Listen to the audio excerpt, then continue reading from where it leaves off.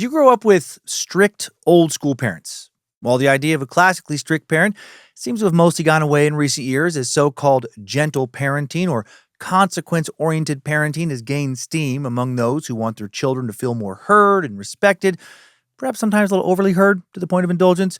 It's likely that many of us grew up with, or at least knew someone who grew up with some strict parents. For instance, if you're a boomer born somewhere roughly between 1945 and 1965, there's a good chance you had the classic father knows best family, where punishment was dished out quickly for breaking rules or being disrespectful. Parents back then were expected to be hard asses. That was 100% the norm. It was seen by many, if not most, as the only way to raise productive, respectable adults. But if you're Gen X and were born between 1965 and 1980, maybe you're one of those famed latchkey kids who walked themselves home after school and had the TV to keep them company until their parents got home from work, like I was for a few years. You also likely had much more lenient parents, or at least it was easier to hide any rule breaking. Though strict parenting is found across time and space, just like lenient parenting is, we can draw some general distinctions like the ones we just did, not only across time, but across different groups in society as well. In the past decade, we've seen plenty of cases of affluenza hit in the news. Kids who grew up without nearly enough discipline and boundaries, kids who grew up rich and entitled with their parents giving them everything, including unlimited opportunities to keep fucking up and not suffer any negative consequences for fucking up. And because of that, or so the media narrative goes, they never really learned the difference between right and wrong. Or rather, maybe they learned that it pays to be wrong sometimes, to do what you want, even if it harms others, because who cares? You won't get in trouble, so why not? You are all that matters, so fuck it. On the opposite end of the parenting spectrum in recent years, there have been many families that are not wealthy or less wealthy, including many immigrant families, who have had to endure the hardships of moving across the world and starting their lives over so their kids can have opportunities that they never did. And this experience has understandably hardened them, and they don't want to take any chances by letting their kids mess up even a little bit and risk them not having the successful future they sacrificed so much for. That was Jennifer Pan's reality. The daughter of two ethnically Chinese immigrants from Vietnam who arrived in Canada in 1979. Jennifer's childhood in the suburbs of Toronto was shaped by high expectations for her to succeed in school, to work in the medical field and make good money, and to make her parents, Hui Han Pan and Bic Ha Pan, proud, to make their sacrifices feel like they were worth it. And for a long time, they were proud of her. Sure, Jennifer had some struggles. She didn't do as well in high school as she or her parents wanted. She never made valedictorian. She also had a boyfriend, Daniel, whom her parents hated, fearing that spending time with him would distract Jen from achieving her goals, or rather their goals for her, but they didn't give up on her. And by the mid-2000s, she had graduated from university. She'd gotten a job as a pharmacist. She seemed well on her way to living the comfortable, stable life that her parents wanted for her, the one that would make them feel that the sacrifice of starting their lives over across the world was worth it. She even found time to volunteer. What a good girl. Or so she told them. For years, they had no idea that all of this was a lie. She never graduated from college. She never graduated from high school. She didn't work as a pharmacist. She also never broke up with her boyfriend Daniel like she claimed. In fact, she was more in love with him than ever. And when her parents found out that they had been lied to in major ways for years, their response to the then 23-year-old was the kind of punishment usually reserved for a teenager. No money, no phone, no car. She would have to stay at home and become the person her parents wanted her to be. Or she would risk losing them and their financial support forever. Jennifer agreed to stay in the family and do as her parents asked. That's what she told them anyway. But she didn't plan to follow the rules. She had something far darker in mind, a plan that would find her upstairs listening as three masked strangers stood in the dark outside while her parents moved through the house, thinking it was just another ordinary night. Then the door opened and the men entered, guns raised. The wild story of Jennifer Pan and the lie she told and the terrible deed she set in motion right now on another true crime, murder mystery, fascinating look into the complicated relationships between parents and their children edition of Timesuck. This is Michael McDonald, and you're listening to Timesuck. You're listening to Timesuck.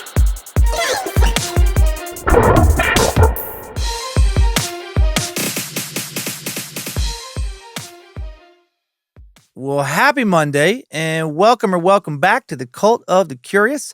I'm Dan Cummins, Suck Nasty, God's one true prophet. He just told me this morning while I was in the bathroom, and I'm pretty fucking pumped about the whole thing.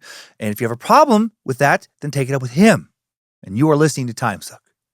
Hail Nimrod, hail Lucifina, praise be to good boy Bojangles, and glory be to Triple M. Last week's topic led me directly to this week's topic. 2 cases centered around young women. Elizabeth Smart was obviously just a girl when she was abducted. Jennifer Pan, a lot older, but acted much younger. And when I first saw her picture, I did think she was a teenager. But her story, so much different. Where Elizabeth Smart was unquestionably the victim, Jennifer Pan, in my mind at least, clearly the villain. But a lot of people seem to disagree with me. A lot.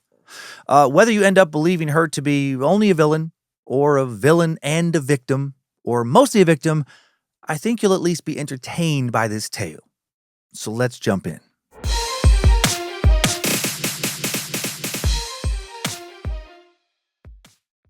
Though we started off today's episode with a discussion of strict parenting, there's another version of parenting that we have to talk about before we get into Jennifer Pan's story.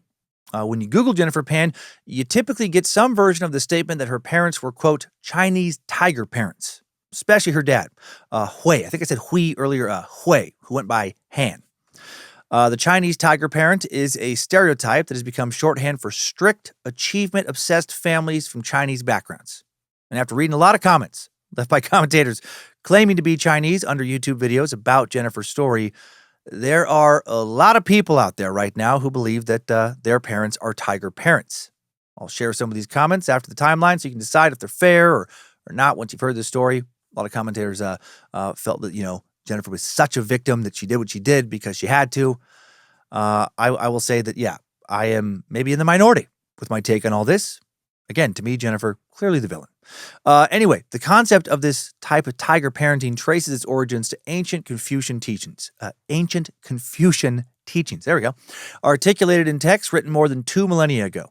Confucianism, the philosophy developed by Confucius in the 5th century BCE, promoted values such as filial piety, family loyalty, hard work, honesty, and dedication to academic excellence through the pursuit of knowledge. Education is a particularly important cornerstone for this philosophy. For generations, education has been regarded as one of the most important pathways to social mobility and cultural status in Chinese society. And I love that. Education is so important, in any culture when it comes to social and financial mobility. Sure, sometimes ignorant fucking people become wildly successful, and that is infuriating, but overall, better to be educated than not. Higher education isn't merely seen as a personal achievement in China. It's seen as a responsibility to one's family and an essential means of securing socioeconomic advancement. Starting from toddlerhood or even babyhood, parents instill discipline, rigorous study habits, and high expectations to ensure that their children fulfill these roles, rarely accepting anything less than an A+.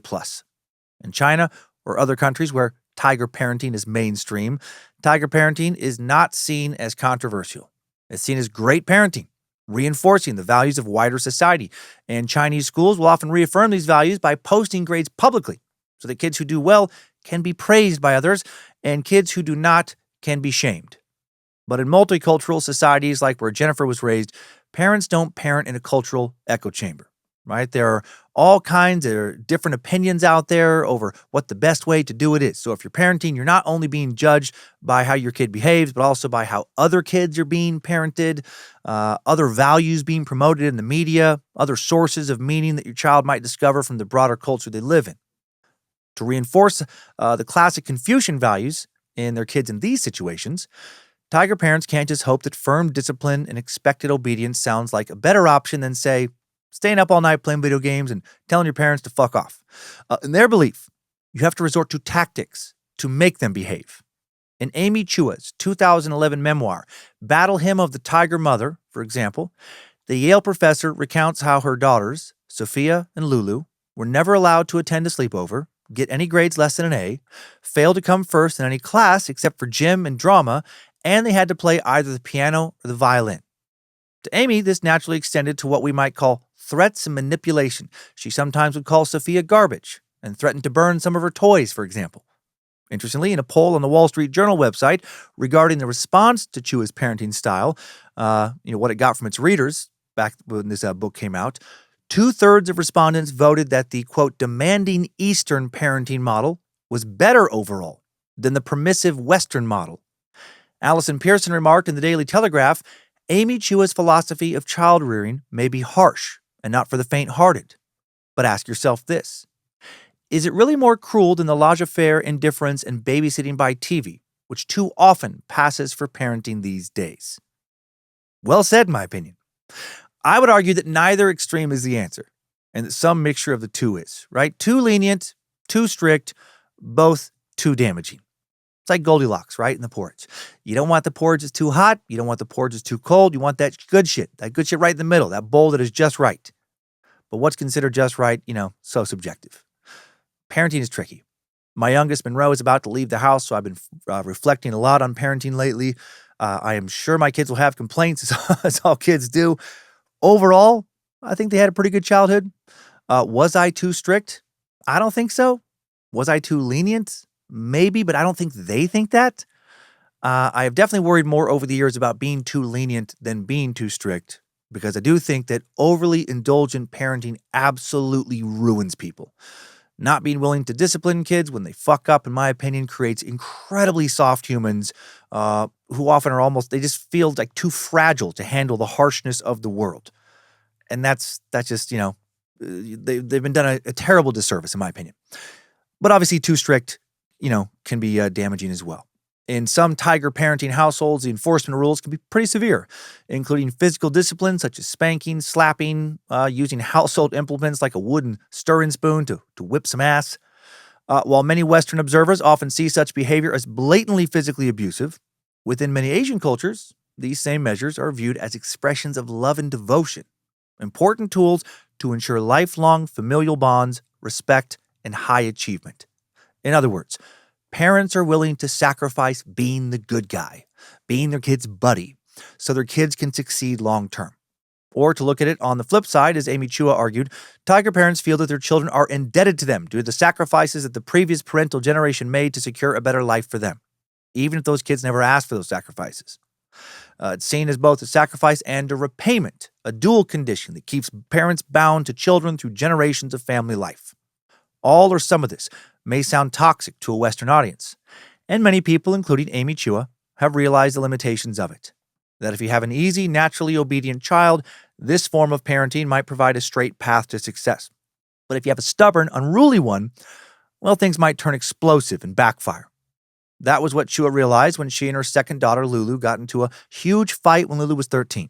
And Chua heard the dreaded words of, "I hate you. You make me feel bad about myself. I hate this family." To Chua's credit, she did not double down on her tiger parenting in that moment. She realized she'd taken shit a bit too far, and she pulled back, ultimately allowing Lulu to attend some sleepovers, have her own technology, right, i.e. fuck around on her phone, and essentially just westernize a bit and relax. Today, Chua's daughters are both successful. Sophia is a high-up military lawyer working in D.C., married to a fellow attorney. Lulu went to Harvard, has worked in several elite law firms. Both of them have mixed views on their childhoods, but ultimately think that how they were raised was a net good. Lulu would later say, "I lost that childhood innocence, that sense of joy and wonder, and I definitely felt a lot of stress. I think it's important to be honest about the highs and lows of tiger parenting. No one would believe me if I said that everything was perfect all the time and I was constantly happy.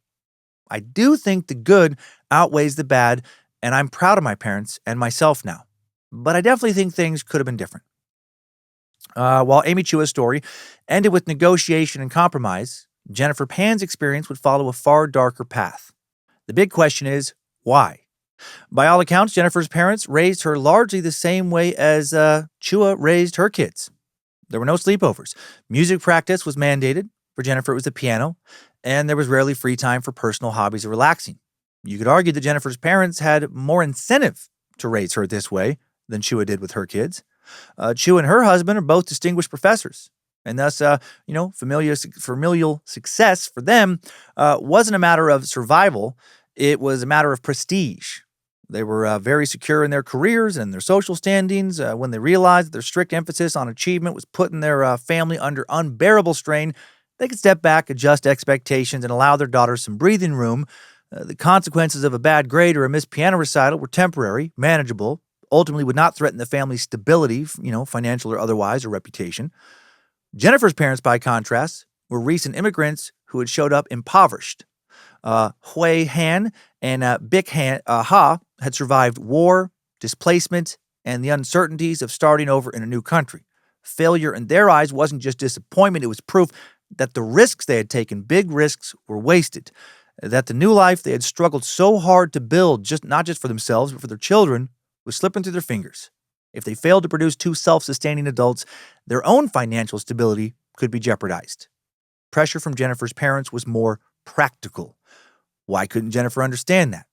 Also, tons of kids have strict parents, even abusive parents, and they never go to the lengths that Jennifer went to in order to escape some of that strictness. They don't start living entirely fake lives. Indeed, Jennifer faked going to college so well that her parents never knew, even after they caught her with her boyfriend, that she didn't graduate college or high school. She would leave from their house in the morning, spend all day at a public library, even bought used textbooks so her dad could follow along with her courses she was not taking. In this way, Jennifer has much more in common with a lot of the male creeps we've talked about in this podcast. Predators who live dual lives. Jennifer could have told her parents to fuck off, right? That she was an adult. She could have made her own money, stood on her own 2 feet, but she didn't. Let's meet her and her family in detail now. Try and make some sense of what she did do. Let's dig into how this wild story played out in today's Timesuck timeline. Strap on those boots, soldier. We're marching down a Timesuck timeline.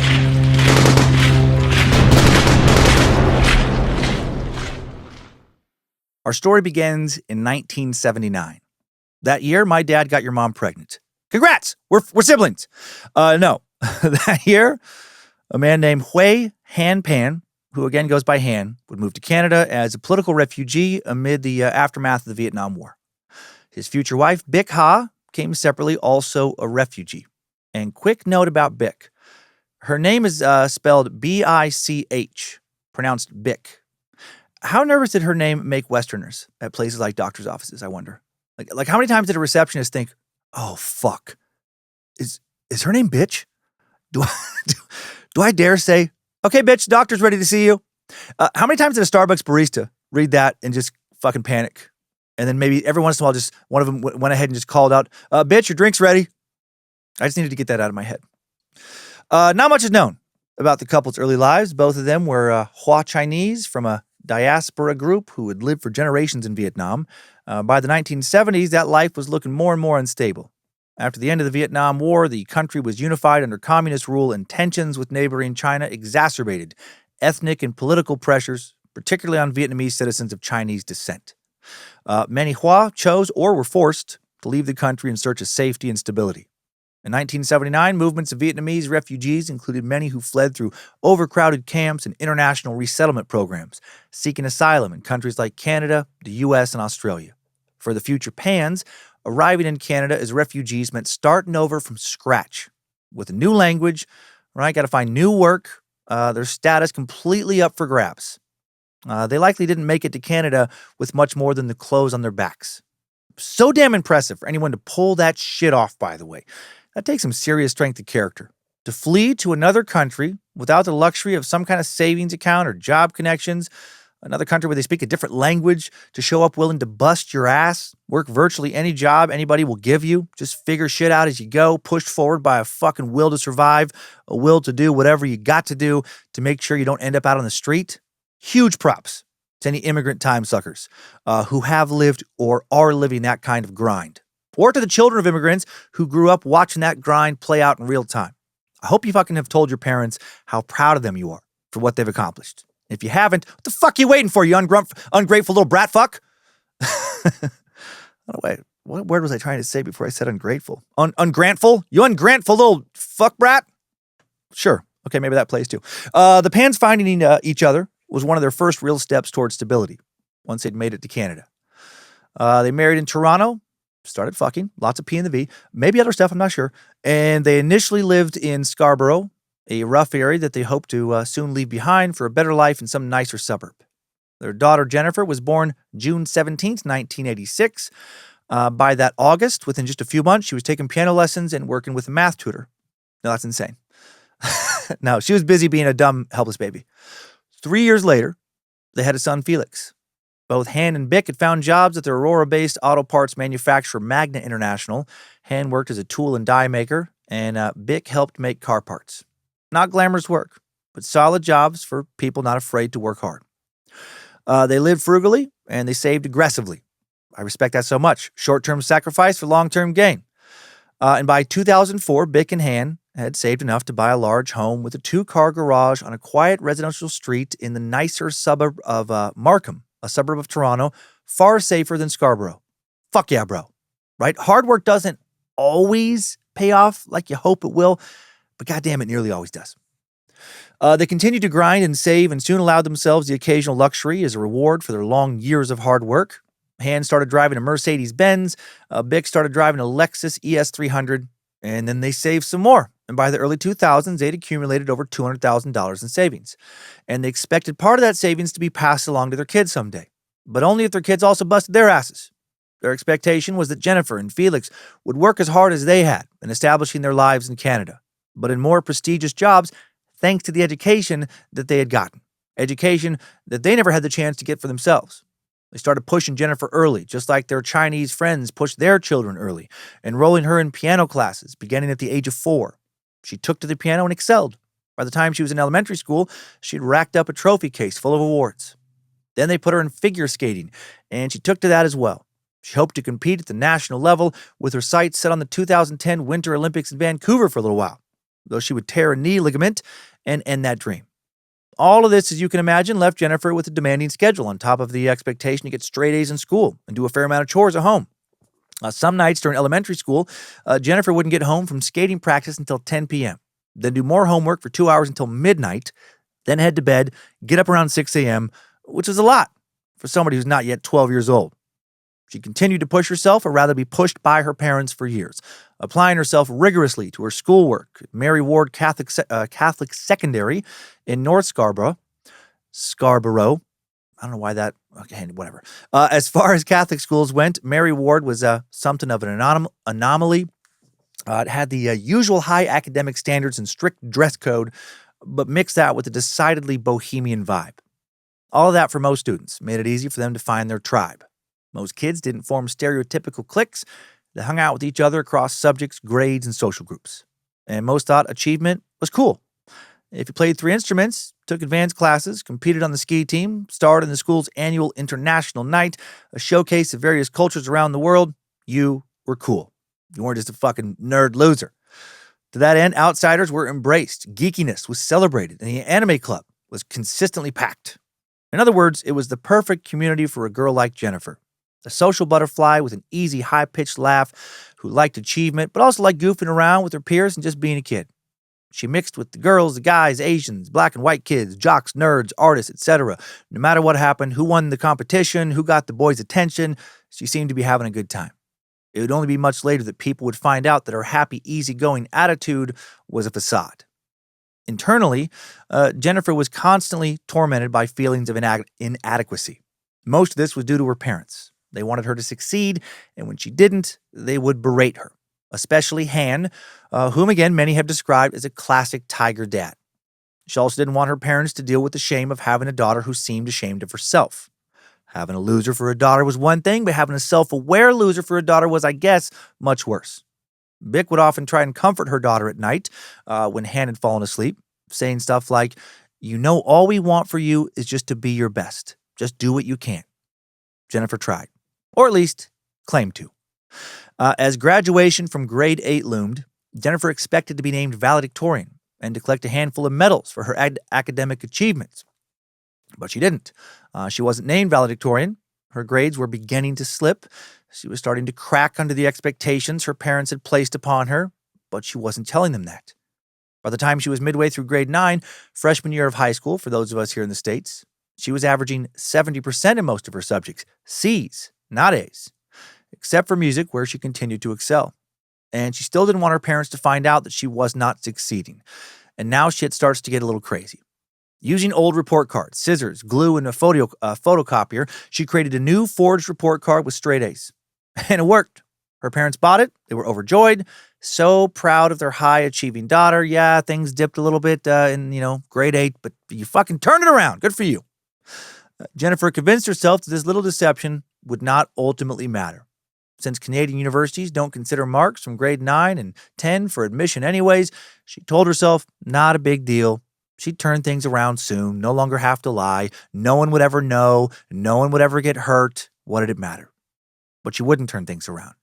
She wouldn't because it was easier to keep living this lie in a number of ways. Meanwhile, her dad, Han, was doubling down on his desire for Jennifer to succeed. Though Bick didn't put as much of an emphasis on achievement, she felt pressured, as others would later say, to preserve domestic harmony and abide by her patriarchal cultural household. Essentially, when she felt Han took shit too far, she didn't always stand up against him. Together, Han and Bick would pick Jennifer up from school at the end of the day, monitor her extracurricular activities, make sure she didn't go to a school dance or hang out with friends, activities that Han deemed unproductive. When Jennifer was permitted to attend a sleepover at a friend's house, right, which would sometimes happen, Bick and Han would drop her off late at night and then pick her up early the following morning. And none of this, to be clear, was seen as unusual for Asian immigrant parents living in Toronto at this time. As one of her classmates would later write, the more I learned about Jennifer's strict upbringing, the more I could relate to her. I grew up with immigrant parents who also came to Canada from Asia, in their case Hong Kong, with almost nothing, and a father who demanded a lot from me. My dad expected me to be at the top of my class, especially in math and science, to always be obedient, and to be exemplary in every other way. He wanted a child who was like a trophy, something he could brag about. I suspected the achievements of his siblings and their children made him feel insecure, and he wanted my accomplishments to match theirs. I felt like a hamster on a wheel, sprinting to meet some sort of expectation solely determined by him that was always just out of reach. Hugs were a rarity in my house, and birthday parties and gifts from Santa ceased around age 9. I was talented at math and figure skating, though my father almost never complimented me, even when I excelled. He played down my educational achievements just like his parents had done with him, the prevailing theory in our culture being that flattery spoils ambition. Sounds terrible. I get not spoiling kids, but damn, don't also need to shit on them, never compliment them.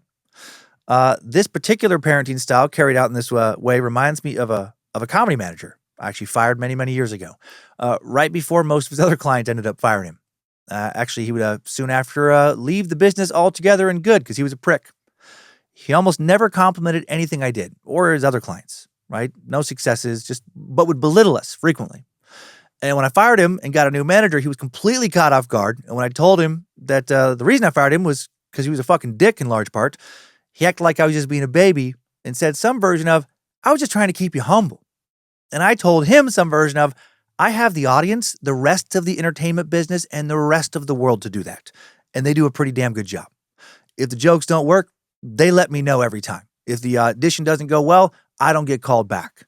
I need the person I literally pay to boost my career to be the exact opposite of that. And I feel the same way about parenting, right? Home should be a safe, nurturing space. The world's going to kick your kid in the teeth plenty of times. Other kids, teachers, bosses, etc., they're all going to let your kid know that they're fucking up when they're fucking up. Sometimes when they're not. So why do you have to pile on? I mean, not being overly soft, right? I get not wanting to do that. I don't want to do that either.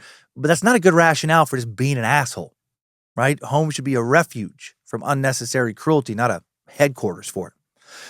But to be fair, in regards to what comes later in Jennifer's case, many children make it through these turbulent times with their parents and they don't come out on the other side broken. They figure shit out, their skin thickens, they seek refuge in close interpersonal relationships and perhaps later in therapy. And at first, Jennifer would find refuge in a close relationship with a boy. In grade 11, aka junior year, Jennifer met Daniel Wong. He was a year older, goofy and gregarious with a big smile, little paunch around his waistline, and an intense love for zesty cheese Doritos. I fucking get it, Daniel, I get it. Why can't Doritos be good for us? They're so salty, crunchy, and delicious. Like Jen, he was also into music. He played trumpet in the school band, performed in a marching band outside of school. He was half Filipino, half Chinese, but he spoke perfect Cantonese and often chit-chatted with his Chinese friends' parents.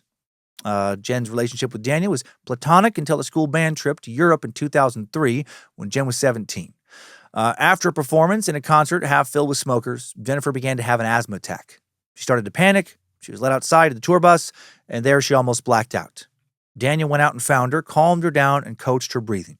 She later said, "He pretty much saved my life. It meant everything." Midway through his senior year, Daniel transferred to Cardinal Charter Academy, an art school down in North York. He was falling behind at Mary Ward, and unbeknownst to most of his community, he had been charged with drug trafficking after cops found half a pound of weed in his car. He had started to deal it. But he would then be back that summer, and now he and Jen started to date, like for real. I guess they were flirting before this, after the asthma thing, but now they're like officially dating. It was an important bright spot for Jennifer, whose life otherwise was getting more and more stressful and dark. Han and Bick still assumed their daughter was an A student. In truth, she earned mostly B's at this point, respectable for most kids, but unacceptable in her household. As a result, Jennifer continued to doctor her report cards all throughout high school, every single one of them. And for a minute, it looked like everything was going to be fine, and her parents would never know. She received early acceptance to Ryerson, now known as Toronto Metropolitan University. Sounds like what would be like more like a community college here in the States. But then she failed calculus in her final year, grade 12, which meant she would not graduate on time. And instead of just facing the music, taking a summer class, getting a tutor, graduating a few months late, Jennifer really fucks up and takes her lying to the next level. She doesn't tell her parents she isn't graduating. She actually tells them she is still going to Ryerson. She tells them her plan is to take 2 years of science classes there, then transfer over to the University of Toronto's pharmacology program, which was her father's dream for her. She told him exactly what her dad wanted to hear.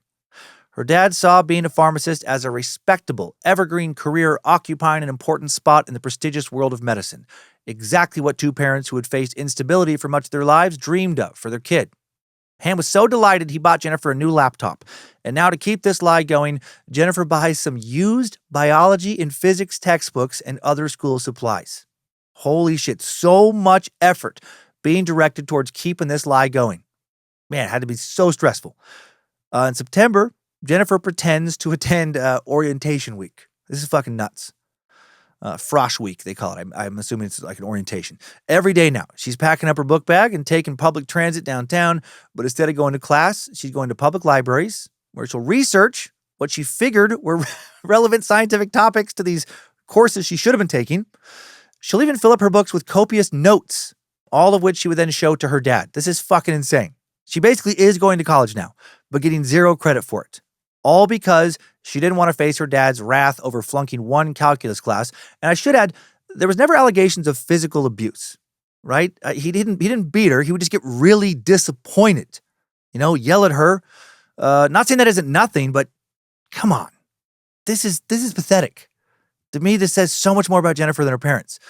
Jennifer would now spend her free time at cafes or visiting Daniel at York University in Toronto, where he's taking classes, like actually taking them. To make money, textbooks aren't cheap. She picks up a few day shifts as a server at East Side Mario's in Markham. She's teaching piano lessons. Later even tends bar at a Boston Pizza where Daniel's working as a kitchen manager. So she could work. She was working. She's making money and just hiding it from her parents. She could have saved up a bunch of that money. She could have saved it up for like a year and then just moved out on her own. She had a bunch of friends not connected to her parents, so a good social network. Even if her parents, went the most extreme route and disowned her, which I don't think they probably would have, but even if they did, she could have built a new life for herself, but she doesn't. She just spends her money on, I guess, clothes, eating out, whatnot, fucking around while living at home for free, driving a car her parents are paying for, using an iPhone her parents are paying for, etc. I point all this out to make it very clear that she wasn't some kind of prisoner. She's an adult who can and did work, could have left, but did not. And I think it's a very important element to the story that seems to get lost for a lot of people. Meanwhile, at her parents' home, where Jennifer is still living as a young adult, Han is asking Jennifer about her studies all the time. And eventually his wife, Bick, starts to push back a little, telling him to back off, not interfere. Let her be herself, she'll say. And now you might be saying, aren't her parents wondering why they are not paying tuition? I mean, it is a little different, in Canada, but why aren't they paying any money for this school? Well, Jennifer figured that out too. When it came to tuition, she doctored papers stating that she was receiving an OSAP loan, and she'd convinced her dad that she had won a non-existent $3,000 scholarship. This lie goes on for 2 full years. 2 full years. For those years, Jennifer Pan convinced her parents that she had graduated high school when she had not. She pretended to study at Ryerson when she wasn't, and she continued to live with and off of her parents. She's also been secretly dating Daniel Wong this entire time. And now her dad asked her if she's still planning to switch to University of Toronto to take their pharmacology program. And she says, yeah. Oh, yeah, of course. Of course I am. Pharmacy work, here I come. But in reality, she'd never applied. And of course not. Why would she? She doesn't have a high school diploma. Hasn't taken a single class at Ryerson. Nevertheless, she tells her parents, good news, I've been accepted into the U of T pharmacology program. Woohoo! Her parents were thrilled. They even agreed when she asked them if she could move in with her friend Topaz now, who lived closer to campus. It wasn't a full moving in, only 3 nights a week, but a big step towards independence. Which, again, Jennifer could have had. She's living with her parents. She's not a slave. She's not a captive. Also, Jennifer doesn't really go to stay with Topaz.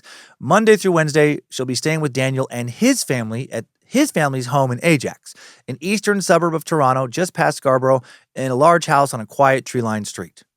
Jennifer lies to Daniel's parents as well, telling them that her parents are totally okay with the arrangement, and she keeps brushing off their repeated requests to meet Han and Bick over some dim sum.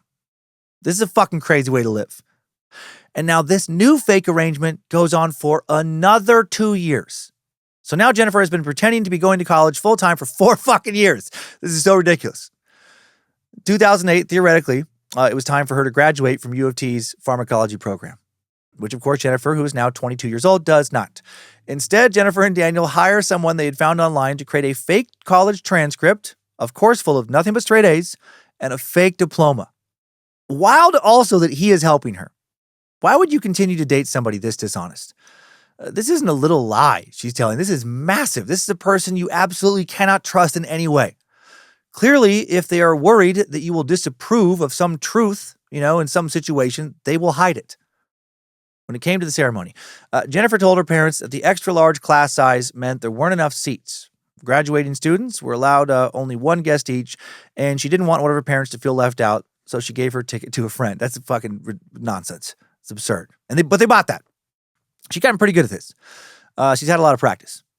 She said that she had a friend take pictures of her at the ceremony, but gosh dang it. Oh, that friend got on a plane and then they lost their camera. Oh, bummer. And now finally, all of this is starting to look fishy to Jennifer's parents. It wasn't only graduation shit that felt weird. While supposedly studying at U of T, she also told her parents about an exciting new development they should be proud of. She was volunteering at a blood testing lab at sick kids, right? She's working with sick children. Oh, what a saint. The gig sometimes required late night shifts on Fridays and the weekends, right? So she's just fucking around. Actually, she was dealing a little bit of weed a lot of those nights, not helping kids, helping Daniel deal some weed. And because she would just tell her parents that she was staying at Topaz's house on those nights too. But eventually her parents noticed that she didn't have a uniform. They never saw a uniform or a key card from sick kids. Something that seemed pretty fucking important if you actually volunteered there. And so one day, Han insisted that they drop her off at the hospital. But then as soon as the car stops, this is so ridiculous, she sprints inside, and then Han instructs his wife, Bick, to run after her, to follow her. Realizing she's being tailed by her mom, she now hides in the waiting area of the ER for a few hours until her mom stopped looking for her. This is so weird. Now more suspicious than ever, early the next morning, Han and Bick call Topaz, who groggily tells them the truth. Jennifer didn't stay with her. She hasn't been staying with her at all. When Jennifer comes home that day, Han is enraged and confronts her. And now she confesses that not only had she not been volunteering at Sick Kids, she had never been in U of T's pharmacology program. Instead, she'd been staying at Daniel's, the dude they said she couldn't date. That's fucking quite a truth bomb to drop on your parents' lap. And it still wasn't even the whole truth. She kept some of the lie intact. She did not tell them that she had never graduated high school or that she had never gone to Ryerson. She still kept that part of the lie up, that she did get 2 years of college in. Her parents, unsurprisingly, are devastated. Bick is sad for her daughter and her daughter's future. Han is furious. He tells Jennifer that she has a choice now. It is either go stay with Daniel and lose familial support or stay with the family and leave Daniel. And Jennifer chooses, she had a choice, her family. They now took away her cell phone and laptop. I guess took away some car privileges. They were paying for all that stuff for 2 weeks. So basically she's grounded as a 22-year-old for 2 weeks. Also, they now told her they were going to check messages whenever they wanted on her computer and phone, which she was only to use in their presence now. And now you might be thinking, who the fuck do they think they are? Right? She's a grown woman. Correct. But she's a grown woman living in her parents' house, eating her parents' food, having her parents pay for her phone, her car, a lot of her clothes, her computer, etc., etc. If she didn't want to lose her phone or her computer, and also didn't want to lose Daniel, all she had to do was tell her parents that she was choosing not just him, but her independence. And if you're like, easier for you to say, well, I have a quick story for you.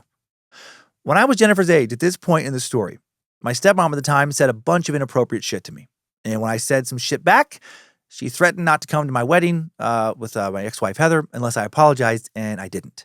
I stopped speaking to her and my dad because what happened was fucked up. And there was nothing they could do about it, financially speaking, because I had been paying my own way in life since I was 19 because my dad fucked me over. And I get along with him great now. This isn't like, be mad at my dad, just to explain.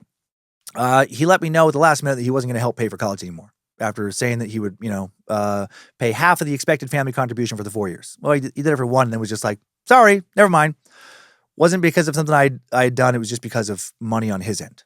Long story, but it was pretty fucked up. But good news, it led to me truly becoming independent. I took out student loans to live in a dorm room with a roommate, worked multiple jobs, to live in a shitty apartment that probably wouldn't pass fire code, did what I had to do to come up with, the expected family contribution, rent money, etc. Also literally sold my blood, at least my plasma, for beer money. I figured it out. It wasn't fun all the time. It was exhausting, but it was worth it. I had another blowout with the same stepmom a few years later that led to me cutting her out of my life forever. Like, she's dead now. There's no reconciliation. Cut my dad out for about 5 years. Did he approve? No. Did I give a fuck? No. Made me stronger. I realized that family is a choice, not an obligation, that when you have toxic family members, it is okay to cut them out temporarily or permanently depending on their behavior. After my dad divorced her, he apologized a whole bunch. We worked some shit out. I've had a better relationship since, in part because he knows I won't stand for that bullshit. Jennifer could have made choices like that, but didn't. She didn't want to live by her parents' strict rules, which I get. Not saying her parents weren't assholes. Also, wasn't willing to do the hard thing and walk away from their financial support, which I find pretty pathetic, since she clearly could and did work. Jennifer stayed at home and secretly hated her parents now more than ever. In February of 2009, she wrote on her Facebook page, "Living in my house is like living under house arrest." She also posted a note. "No one person knows everything about me, and no two people put together know everything about me. I like being a mystery." Okay. Over the following spring and summer, she sneaks calls in with Daniel on her cell phone at night, whispering in the dark, like she's still a teenager. Eventually, she's allowed a little bit more freedom. She is, after all, nearly 23 now. Also seemed to be trying to get her life together, enrolling in a calculus course to finally get her last high school credit.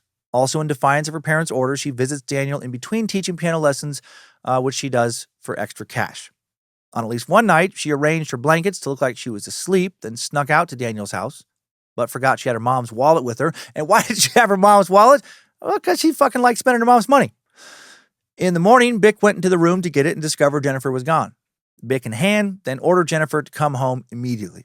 They demanded that she apply to go to college, hoping that she could still be a pharmacy lab tech or a nurse someday, and then again told her that she had to cut off all contact with Daniel if she wanted their continued support.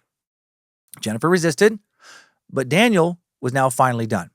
He had spent over 7 years now dating a girl whose parents had never had him over. 7 years with a girl who was not honest with his parents either. He's 25. He wants to date somebody who has their shit together.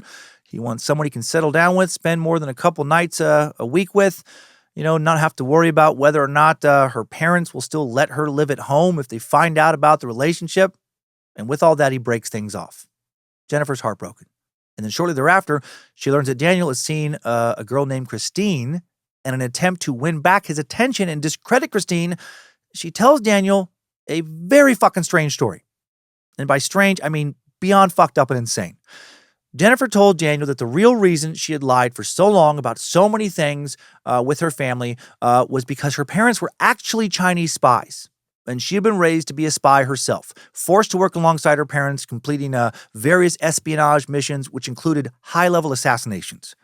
The Algebra 2 teacher at their high school, Mrs. Weldon, who didn't come back to school after the summer between their grade 9 and grade 10 years, She didn't get a job at another high school in Winnipeg and leave town like they'd been told. Jennifer had snuck into her apartment via an air vent in the ceiling after breaking into the HVAC system from the roof of the building, and she had injected her with the rare toxin that gave her a heart attack. And then she and her parents, after Jennifer snuck her dead body out of the building in a suitcase after chopping her up, they used their elite hacking skills to create a digital trail suggesting she had moved to Winnipeg, and Jennifer burned her remains in the woods. She couldn't go to college. She was too busy with her martial arts, weapons, explosives, and deadly toxin training. She wasn't working on fake schoolwork at the library. She was hacking. And Christine was her latest target because she wasn't just some cute girl from Toronto. She was a Russian asset, assigned to date Daniel to gather intel he may have gotten from Jennifer over the years. And that was why Jen would have to kill her if Daniel didn't break shit off immediately. Okay, maybe that wasn't her story, but that was a pretty fucking good story. That would be a pretty fucking entertaining story. The real story she told Daniel, I think it was actually crazier than that one, in a way. She told Daniel that a man had knocked on her door and flashed what looked like a police badge. When she opened the door, a group of men rushed in, overpowered her, then gang raped her in the foyer of her house. This for sure did not happen, by the way, but this is what she said. This is what she actually said. Then a few days later, she said she received a bullet in an envelope in her mailbox. Both instances, she alleged, were warnings from Christine to leave Daniel alone. Get the fuck out of here! She actually told Daniel that the new random girlfriend he had the connections necessary to hire a bunch of underworld thugs to pose as police officers, show up at her parents' house, force their way in, and gang rape her as a warning. That's bananas. That is a hard, get the fuck out of here kind of story. And he didn't go for it. He didn't think she was telling the truth. So now, with both Daniel and her parents disgusted with her constant crazy lies, Jennifer looks to find a new friendly shoulder to cry on. In the spring of 2010, she reconnects with Andrew Montemayor, a friend of hers from elementary school, or going back to elementary school. According to Jennifer, he had boasted about robbing people at knife point in the park near his home, a claim he vehemently later denied.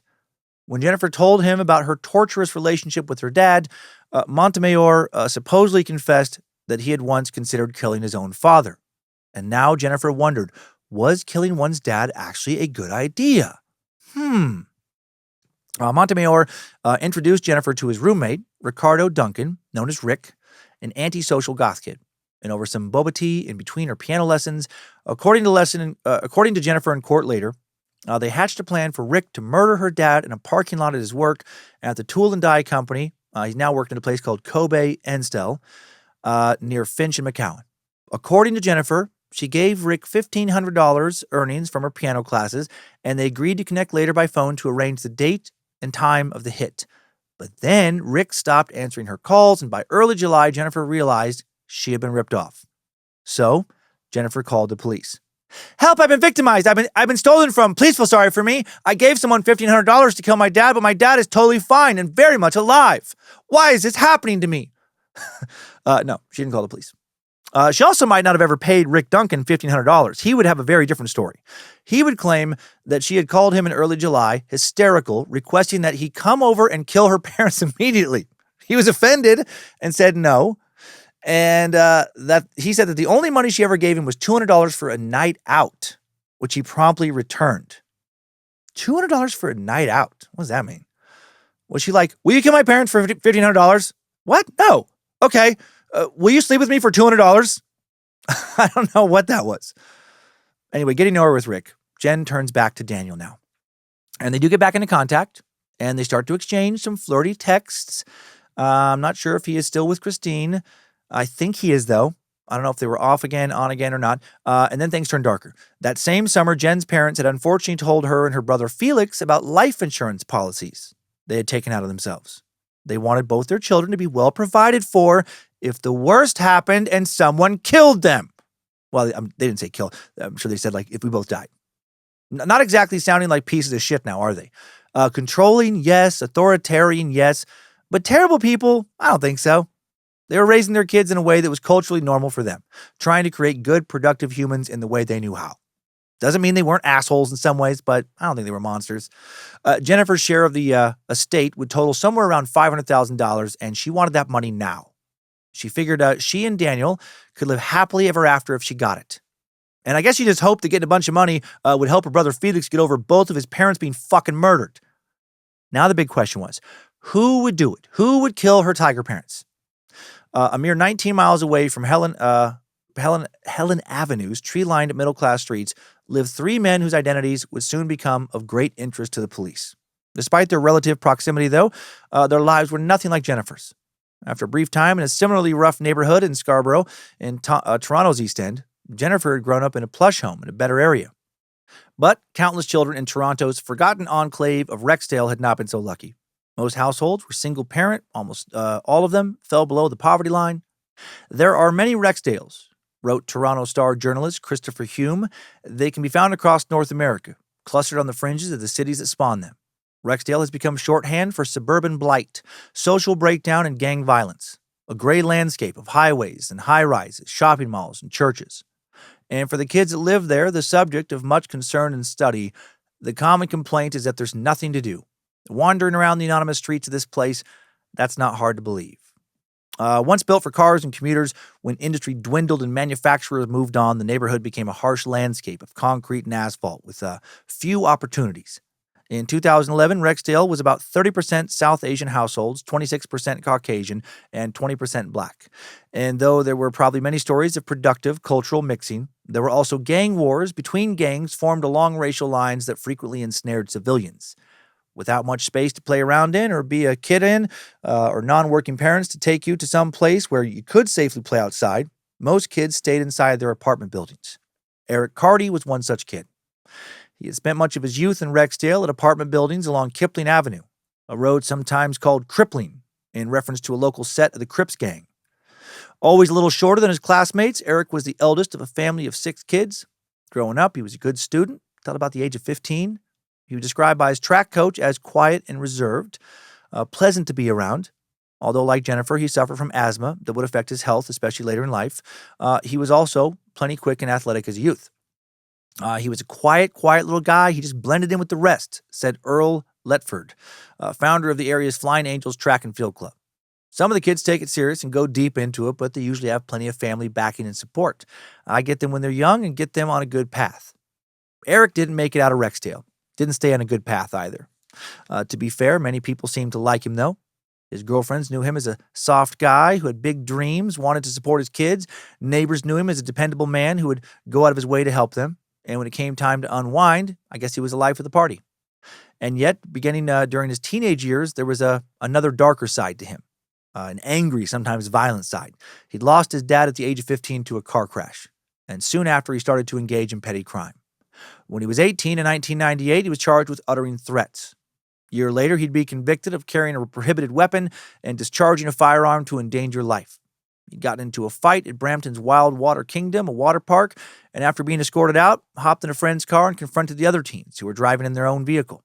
As the car he was riding in slowly pulled up beside the other car, Eric pulled out a sawed-off shotgun, and from about 6 feet away, hanging out of the window, 18-year-old Eric fired it, piercing the window's molding, striking the passenger in the vehicle in the left eye. Luckily for both men, the bullet did not penetrate the victim's skull, the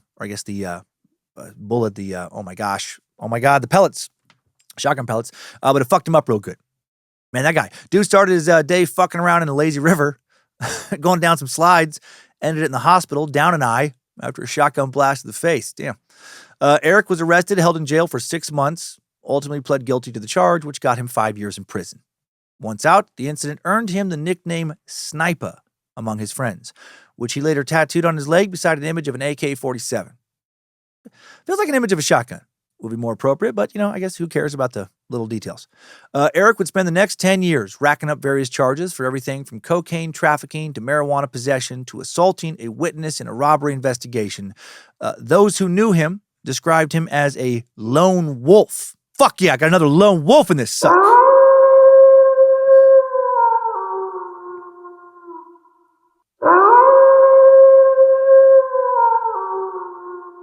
I feel compelled to let that play out the whole way. I don't want to interrupt the wolf. Dangerous to interrupt a wolf. I don't know if it is. Eric was also described as a middle-level drug dealer who relied on friends and family to help him out when he was trying to avoid getting arrested. One of Eric's good friends, also a business associate of his in the marijuana trade, was a man named Lenford Crawford. Crawford was born in Kingston, Jamaica, June 2nd, 1982. And soon after Lenford was born, his dad was sponsored to come to Canada. He jumped at the opportunity and left his struggling family behind. Lenford's father would actually marry his sponsor, have children with her, settling in Vancouver. So it was up to Lenford, his mother, and his sister to make their way in the world without him. They would move back into his mother's home parish of Clarendon, a peaceful agrarian Jamaican community where Lenford spent most of his youth. He was a quiet kid, always willing to lend a hand to his mom or neighbors, never one to try to get out of chores, did well in school also. And wanting her sweet, dependable son to have a better shot at a good education, his mom sent Lenford to Canada to live with his dad at the age of 12. So dad shows back up now. What she didn't know was that his dependability had a flip side. He was easily influenced, or as she would later put it, humble and willing. There weren't many bad influences in Clarendon, but there were a lot in urban Vancouver. And soon after moving there, Lenford was busted by police for having drugs on him, and his mom and her new husband decided they needed to be closer. So they worked on getting sponsored as well. And they would move to Toronto in 1999, bringing now 17-year-old Lenford to live with them there. Lenford and his stepdad, Albert, would make money cleaning machinery for a pastry manufacturer. Lenford also went to school for auto repair and soon started doing oil changes, brake repairs, tires, and more at a local garage. Eventually, he got a job at Rexdale's KIK Custom Products, a manufacturer of bottled household products, and quickly moved up the ranks and made enough money to buy his own car. He had no interest in drugs or crime. It seems at this point his life was actually pretty boring. Most days he'd work from 3:30 in the afternoon to about midnight, go home to his mom's house in Rexdale or to Brampton where his girlfriend lived with their young son. But then, maybe to try and get more money to provide for he's trying to have this family of his own now, Lenford starts selling drugs. And that's how he meets Eric, and the two become fast friends. Another of Eric's good friends, a man from Rexdale named David Milvaganam. David was born in Montreal to a Sri Lankan father and a Jamaican mother. He eventually split his time between living in Quebec with his dad and in Rexdale with his mom. And like the others, David would get involved with crime early, selling guns, though he managed to avoid the police. His real passion was music. Loved to rap under the name of Mad Indian. I wish I could find some of his stuff. I am guessing it was interesting. The newest addition to this group would not be someone from Rexdale. It would be Daniel Wong, Jennifer's longtime boyfriend. Daniel had been a very small-time weed dealer for years, right? Sometimes he even actually had Jennifer help him sell weed. But meeting Lenford opened a door to more big-time stuff, more money, larger quantities, more customers. Daniel became Lenford's apprentice, for lack of a better word, and the two were allegedly regularly purchasing half pounds, paying $2,700 for high-quality shit, $1,900 for more low-end stuff. And when Jen floated the idea of murdering her parents to Daniel for that insurance money, Daniel didn't tell her to fuck off. He's like, okay. He turned to Lenford, whom he called homeboy. Jen asked what the going rate was for a contract killing. Crawford said it was $20,000, but for a friend of Daniel's, they get a friend discount for murder. He'd do it for $10,000. Both of them. Jen was excited. She was in. She told Daniel the price was right and she wanted it done. Cold-blooded shit. Meanwhile, things were actually getting better for Jen's family than they had been in a while. Hand did not like that his family was growing apart. There was tension. His daughter acted like a prisoner in their home. Hand's growing weary of that. He had once been angry with her all the time, but now he truly seemed to just want her to have a good life. He's softening. He wanted her to stop moping around. As part of Hand's plan to get the family to reconnect in mid-October of 2010, they venture off on a road trip to Boston to attend a wedding. The following weekend, Jennifer goes to Ottawa and to Montreal with her mom and an aunt for another trip. Seemed like the mood was lighter now around the Pan house, but that was partially because this murder plan had been put in motion. On Halloween night, phone records would later show Lenford Crawford visited the Pan's neighborhood to scout out the site. There was kids in costumes streaming up and down the street, right, providing a perfect cover. But on the afternoon of November 2nd, the plan takes an unexpected turn. Daniel texted Jennifer saying that he felt as strongly about Christine as Jen did about him. I think he was dating both of them at this point. Suddenly, everything is thrown into question. She texts Daniel, "So you feel for her what I feel for you? Then call it off with homeboy." Daniel responded, "I thought you wanted that for you." Jennifer replied, "I do, but I have nowhere to go." Yeah, yes, you do. My God. She is like fucking victim mentality personified. She's just victim mentality in the flesh. Nowhere. Fucking drama queen. She could teach piano lessons. She could bartend. She could waitress. She has done all of that for money. She had options. But, that wouldn't give her a quick $500,000. Daniel wrote back, "Call it off with homeboy. You said you wanted this with or without me. Jennifer texts, I want it for me. So it sounds like it's still on. Next day, November 3rd, Daniel texts, I did everything and lined it all up for you. Seemed Daniel wanted out of the arrangement, though. Whatever happened next was in Jen's court, and then within hours, they'd reverted to their old ways, texting and flirting. Later that day, Crawford texted Jennifer, I need the time of completion. Think about it. Jennifer wrote back, today is a no-go. Dinner plan's out, so won't be home in time. Man, this is fucking cold-blooded. Over the following week, there was a flurry of text and phone conversations between Jennifer, Daniel, and Crawford. On the morning of November 8th, Crawford texted Jennifer, after work, okay, will be game time. November 8th began somewhat abnormally. When they were leaving the house that morning, Jennifer and her mom saw that the police had cordoned off part of their street. They were told they could not leave at the moment due to a gas leak nearby.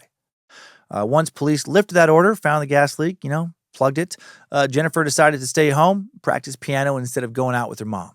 The day then unfolded in a routine sort of way, with Bick running errands before returning home in the mid-afternoon. Jennifer and her mom sat down for dinner together. Han ate alone before retiring to his study to read the Vietnamese daily news, as was his habit. Jennifer's little brother Felix was in Hamilton, about 45 minutes away, where he was actually attending McMaster University, actually studying engineering. After supper, Jennifer's friend, Adrian Timkowitz, dropped by. The pair watched their favorite TV shows, How I Met Your Mother and Gossip Girl. When he left, Jen went to her bedroom, turned on the TV, watched The Amazing Race, and chatted on the phone with Edward Pacificador, another friend. She heard her mom. And by the way, these little details, they do paint a picture. I'm just thinking about this right now. Right, she's having this friend over, come on, watch some TV. She's calling this friend. She's just went on a trip. That's something to keep in mind about her parents. Strict, high expectations, sometimes dicks, yes. But also, sounds like she had a pretty fucking cushy life. She hears her mom return home about 9:30 p.m. from a weekly line dancing session held at a Toronto church, something her mom did each Monday with a cousin and a friend. Jennifer went downstairs to say goodnight to her mom, tell her she loves her, to unlock the door as well so that hitmen could enter her house and fucking kill her mom. The following is what Jennifer would initially tell the police regarding what happened next. At 10:13 p.m., upon hearing Bick rummaging around downstairs, Jennifer was startled to hear her mom yell upstairs for Han to come down. It was the language she used, English, that sparked concern, prompting Jennifer to hang up the phone and sit in silence. Bick rarely used anything other than Vietnamese or her native Cantonese inside the home. Jennifer sat frozen in place, she would later say, listening to strange and muffled voices coming from inside the house. She was so scared she did nothing. She just sat in her room until she thought she heard the voices leave the top floor.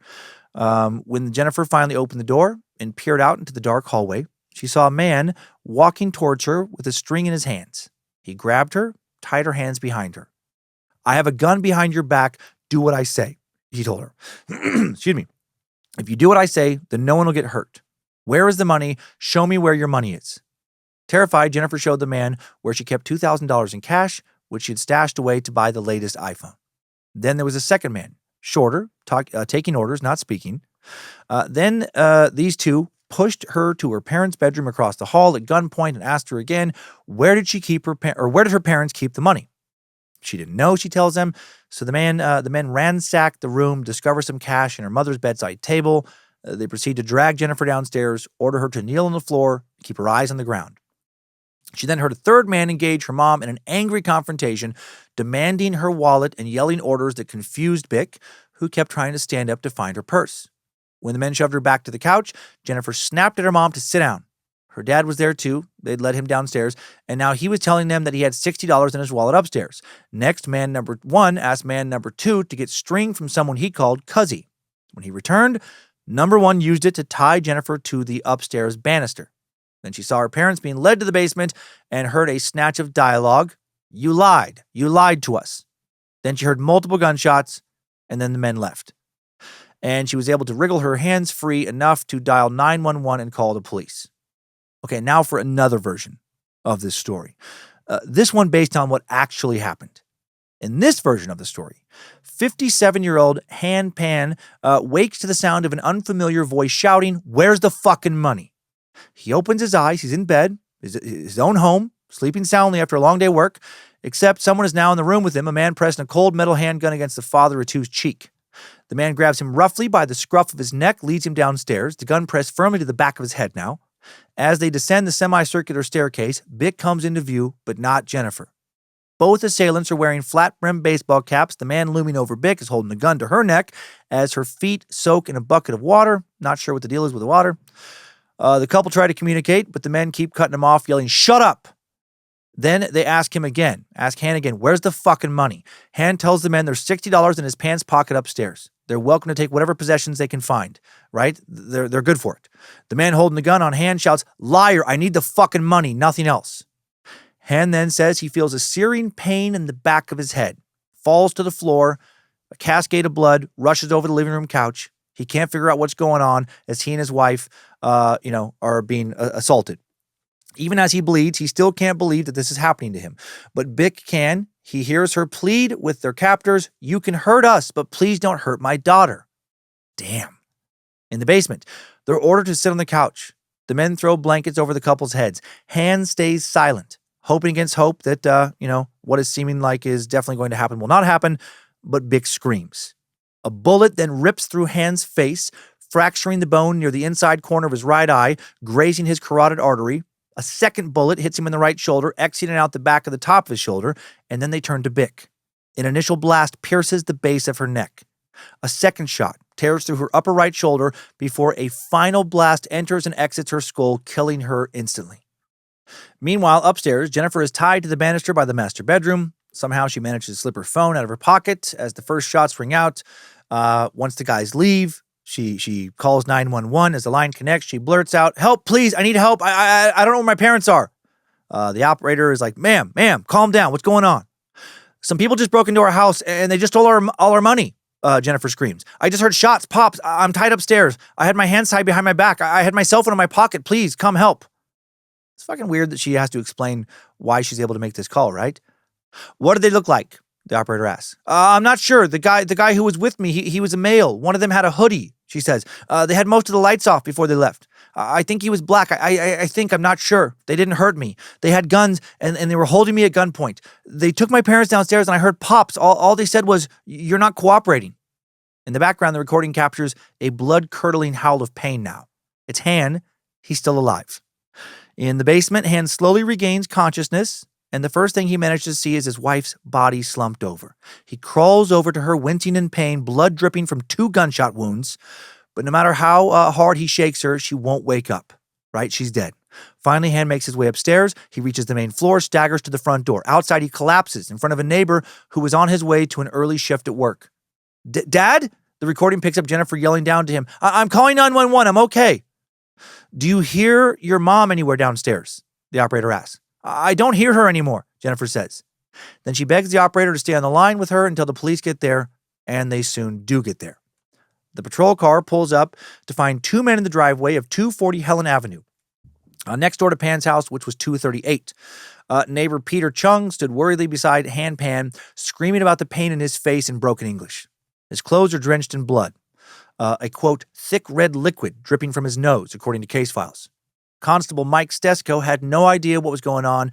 Was this an attempted murder, an accident? But from Han making the finger gun symbol, he quickly figures out it's a robbery. Meanwhile, a second officer arrives, York Regional Constable Mason Baines. After hearing the gun call in his CB, he raced over to Helen Avenue, breaking the posted limit, covering the 1.25 miles in 2 minutes flat.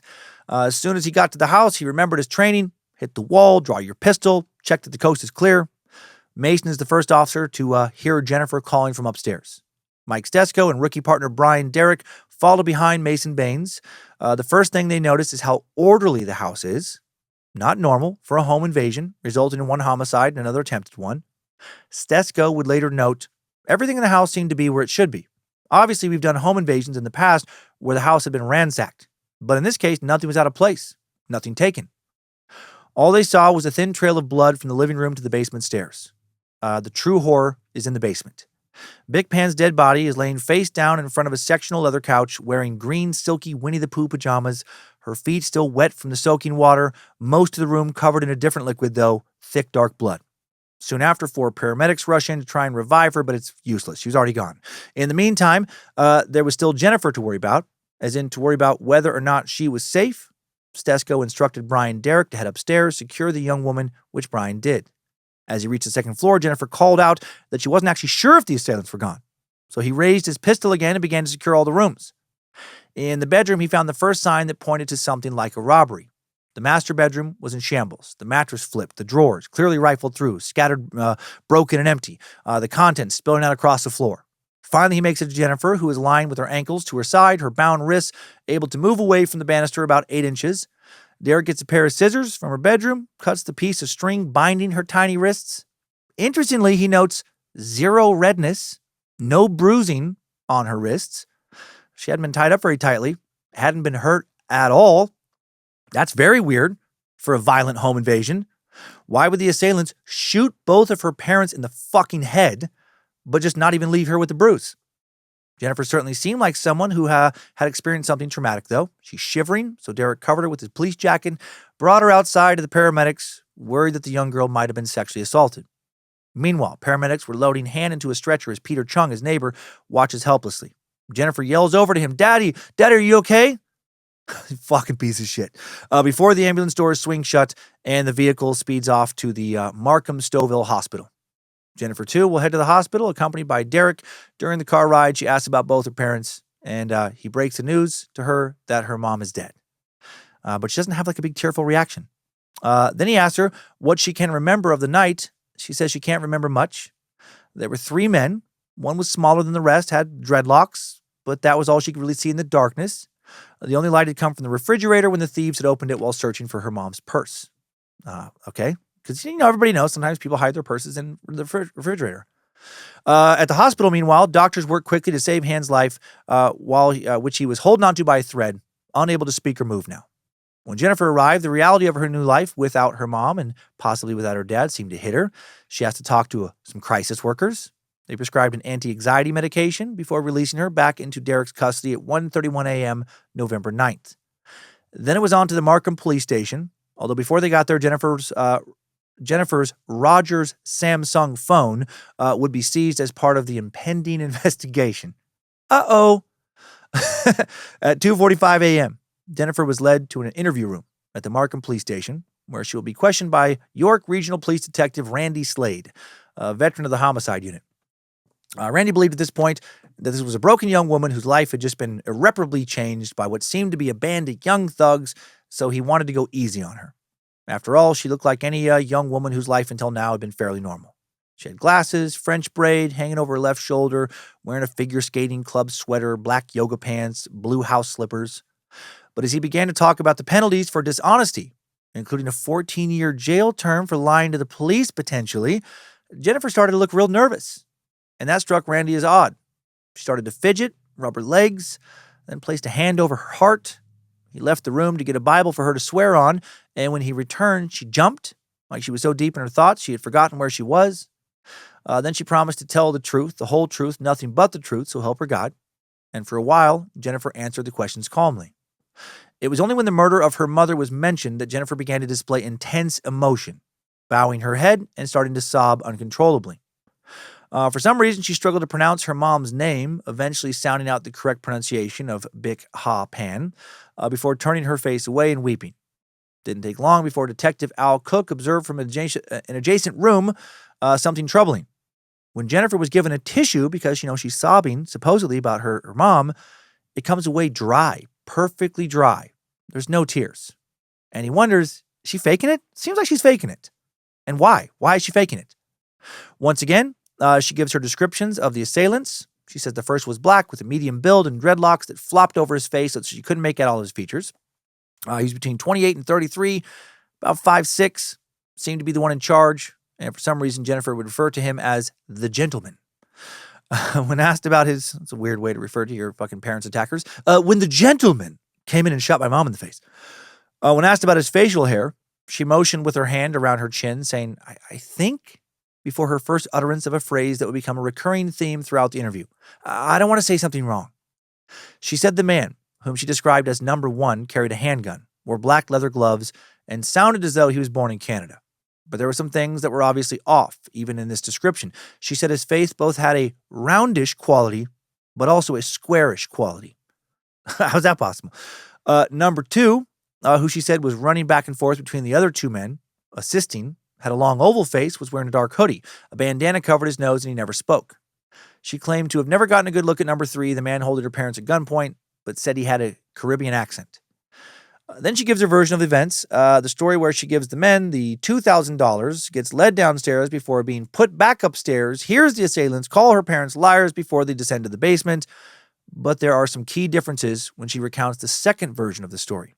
Initially, she didn't see her mother after she returned home, but in the second telling, she descends the stairs to greet her. Her first account also involved a man coming toward her with a string, but in her retelling, she claims number one showed her his gun in a holster before ordering her to sit on the bed and grabbing the money, this time $2,500, not $2,000. So this isn't good, right? One of the easiest ways to catch somebody in a lie is to have them repeat their story several times. It's a lot easier to have each telling line up if each time you're remembering what actually happened as opposed to trying to remember some half-cocked, made-up bullshit you might not have thought out to the degree necessary to keep the story consistent. When she was led downstairs in the second version of the story, she was told to sit on the floor, but in the first account, she said she was ordered to kneel. She then recalled something new, a critical moment. It was at this point Jennifer said that she disobeyed the assailant's orders to keep her eyes on the floor and looked up, noticing that number 3 was of a thin build. Also observed that he was pointing a revolver at her father, something she said she could tell because of the gun's rotating cylinder. In this version, though, she told Slade that the men found substantially more of her parents' money, $1,100 and US dollars, from a recent trip to the States.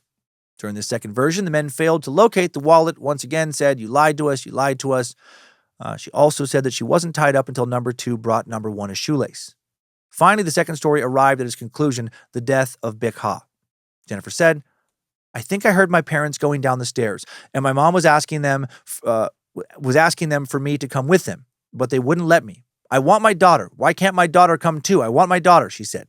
"I heard 2 pops, my mom scream. I yelled out for her, and heard a couple more pops. And I think I heard my mom say or moan something, and then they did one more shot. One of the guys said, 'We have to go now. It's been too long.' And then they ran out the door." Right? They didn't have time to kill her. Then the next thing she knew was she's calling 911 and her dad's bolting out of the house. This is another detail that Detective Bill Cordes fixated on. Why would dad run out of the house, injured or not, knowing his daughter is still inside? Slade then asked a little about Jennifer's situation at home. She was, after all, 24. Was there a particular reason she still lived at home? I mean, if she had all this money saved up for a phone, why not move out? Jen said her family, quote, needed her home for a while, and that she earned money teaching family for piano friends. She added that she was going back to school in January to study biotechnology engineering, which, of course she wasn't. A few minutes later, Slade mentioned that her little brother Felix was being interviewed next door, and Jennifer's response was odd. Instead of asking to go see him, you would think she would want to burst into tears and run to her brother. She said, "Oh, he has to be interviewed too?" A little while later, Slade left. And now the video footage of the interrogation shows Jennifer alone. She takes a swig of water before placing her head in her hand, her thumb and her forefinger on her temples. Her 2 hands eventually cover her face before she sits up, places her hand over her stomach. She stands up, appearing dizzy and disoriented, at one point even regaining her balance on the wall and then her chair. And she almost faints as she paces around the room. She begins to shake her hands, then places her forehead against the wall. When Slade reenters 20 excruciating minutes later, he decides to share a bit of the investigator's line of thinking. He says, "It doesn't take a rocket scientist to figure out the intruders might have been drawn to your mother because of the type of car she's driving and where she's driving to. It's something we have to explore." And suddenly, Jennifer noticeably relaxes. She's like, whew, all right, they don't think I'm a suspect. She seemed much more at ease with this new line of discussion, saying that her family could have been targeted because of their wealthy aesthetics. Her mom did drive a Lexus. She confirmed her dad drove a Mercedes. But Jennifer's good mood won't last. Slade begins talking about time stamping using data collected from her phone, and Jennifer gets way fucking nervous again. She falters. She starts to say, I just don't like talk to people on the phone, but I don't. And then she cut herself off as Slade began to give her the most distressing update yet. The unfortunate thing is that Edward Pacificador and Adrian Timkowitz are probably going to have to be interviewed because they were in the house and on the phone with you, he said. Jennifer takes all this in with her hands crossed over her chest. This time, unlike when she was talking about her parents in the beginning, she seems to be on the verge of real tears. Her eyes actually seem wet. Investigators then asked her to sign over her consent for access to calls and texts from her Rogers Samsung phone between November 1st and 9th. And instead of signing it over immediately, she asks, how they're going to use it. How deep into this will they look? Just regular phone calls? It's only because sometimes I phone piano teachers and stuff like that. That's what she says. Slade explains that the evidence from cell towers will help confirm her story or not. Jennifer seemed very surprised that they weren't simply taking her word for what happened inside the house. She didn't think they were going to look into things very seriously. Fucking idiot. She asked if she would be told about who from her contacts will be contacted by the police, but Slade did not answer her. Jennifer left the station looking a lot more rattled than she had when she had shown up around 5 a.m. While she was in the interview, doctors had decided to airlift Jennifer's father from Markham Stouffville Hospital to a central Toronto trauma center where they could put him into a medically induced coma. Meanwhile, at the police station, the police are trying to figure out what the hell happened and why. The first assumption they have, why this assumption, I'm not sure, is that the Pans were part of some illegal gambling ring. Maybe there was a lot of that going around at the time. But then it soon becomes apparent that 57-year-old Han and 53-year-old Bick could not be more straight-laced. They were just normal working people raising their family in a nice suburb. So why the fuck were they killed? Why would robbers risk getting caught up in a double murder when there was plenty of stuff to take that they didn't take? Why would they be the victims of a random home invasion in the first place? Right? There didn't seem to be any basis for a rumor about a safe bursting with cash or jewelry, or of a mattress full of $100 bills, or top-of-the-line sports cars, all of which would have motivated a potential robber. In the absence of that stuff, why would the robbers have chosen the Pans? And once they found what they could, suppose at least a couple $1,000s, why hadn't they just left? Also, why hadn't they stole either one of the Pans', nice cars? Why had they seemingly not taken any of Bick's jewelry? Why had they literally left just some cash laying around in plain sight in the home? Why would they try and kill 2 witnesses, but barely touch a third? Even the 911 operator seemed confused during Jennifer's frantic 8-minute call to the police. Do they know your parents? Anything like that? Any relation to them? She asked. They just came and tied you up? She asked. Besides a murky motive, the police also had something else to contend with, a developing media circus. As far as suburbs went in Canada, York region, with just over 1 million people, of which the city of Markham made up about a third of that, was about as safe as it got. The entire region only experienced 14 home invasions the year before in 2009. Markham had only 6. Damn, roughly 300,000 people living there in 2009 and 6 home invasions. Pretty safe place to live. This appears from our early investigation to be random. Then York Police Chief Armand Labarge advised the media. He knew that would cause paranoia to jump. At least if it's not random, there's some way people can protect themselves. So he vowed to bring all hands on deck to find those responsible, who were described in the following way. Number 1, male, black, 28 to 33 years old, 5 feet 7 inches tall with a medium build. Number 2, male, black, 31 years old, 5 feet 8 inches tall with a thin build, wearing a dark hood and a bandana over his face. Number 3, male, thin build, with a Caribbean accent. To catch these men, 24 officers would be assigned to the case, which was being coordinated by a team of 3 leaders. The first and most senior was Senior Investigating Officer Detective Sergeant Larry Wilson. The primary investigator for running the day-to-day tactical strategy was Detective Bill Cordes. The number 3, the file coordinator, was Detective Constable Alan Cook, a former drugs and vice detective who had also worked in the Intelligence Bureau. Together, these 3 men would have to parse through this strange crime. At the moment, both Wilson and Cordes thought details around Jennifer were weird, but still assumed those 3 men were responsible for the attack. Alan Cook, though, was convinced something else was up. How did the killers know, for instance, that the Pans did not have a gun or an attack dog? Why would they attempt to murder both parents but leave Jennifer alive? You don't break into a house, shoot and kill 2 people. At this point, it was unclear if Han would survive, and then leave a witness tied up. I mean, they tied her up. It's not like she hid from them. She's tied up, but other people are subject to being shot, yet not this person? Why not? He would later say. Meanwhile, Jen was gathered with her family around her comatose father's bedside in the intensive care unit at Toronto's Sunnybrook Hospital, one of Canada's foremost trauma centers. God, what must have been going through her mind? Soon the doctor would inform them that Han's condition was dire but miraculous. Apparently, one bullet had entered his face and traveled down, shattering his neck bone and lodging itself in his neck. The doctor explained that Han still had bullet fragments in his face, but that somehow, almost impossibly, the bullet had missed a vital artery. Had that been hit, he would surely be dead. But as it stood, it looked like he was going to pull through. This news, of course, came as a great relief to everybody gathered there but Jennifer. She asked the doctor if the bullet lodged in her father's neck had caused an infection. Asked that a little too quick. he assured her that it couldn't. In her head, she must have been like, fuck, my parents are right. I can't fucking do anything right. Back at Helen Avenue in Markham, the police continued their investigation with 2 detectives assigned to canvass hundreds of homes in the neighborhood, 400 to be exact. But before they even started, they heard a knock on the door of their command post, a small RV. An anonymous person told them that Daniel Wong, Jen's ex-boyfriend, was a drug dealer, and she was sometimes his delivery person. The police checked his records. Sure enough, he did have some drug convictions.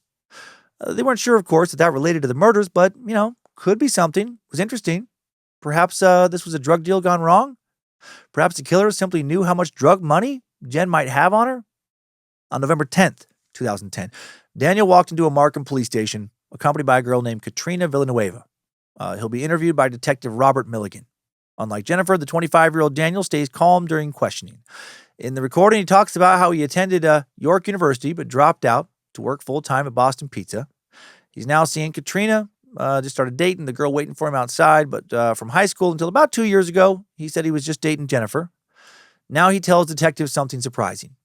Jen had made it seem like her family life was nothing special, a happy set of parents with 2 happy children, but Daniel says that Jennifer was not allowed to date, that her parents were very, very strict, forced her to figure skate and play piano growing up, kept piling on responsibilities and chores until she had no time for a social life, and that drove Jen to secrecy, a weird level of secrecy. He explains how she developed a separate existence, telling her parents that she was attending university, even working as a pharmacist. Yet all the while, she was actually employed as a server at Eastside Mario's, then later at Boston Pizza. It tells them about the discovery of her secret boyfriend and the fallout, how Jen tried to help his image in their eyes by telling them that he had graduated with a degree in engineering that he hadn't. They then pointed out that it didn't make sense that he was working at Boston Pizza when he could be making a good salary, and they also disliked that he was only half Chinese.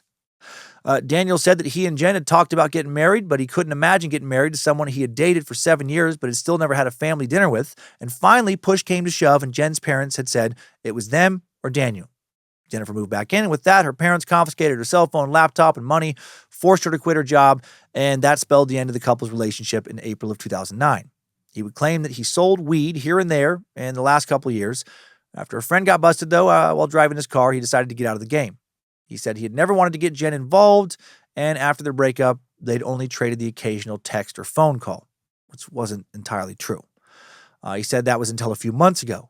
Then he started getting weird phone calls from an unknown number. They'd be quiet for 10 seconds or so, then the person would hang up. Then he would get weird texts like, ha, ha, ha, bang, bang, bang. When they spoke, Jennifer told him that she too was getting hateful messages. So was Katrina now, his new girlfriend. The odd happenings reached a crisis point, he said, after Jen's cell phone went missing and then turned up in her mailbox, sitting in a bag containing a white residue.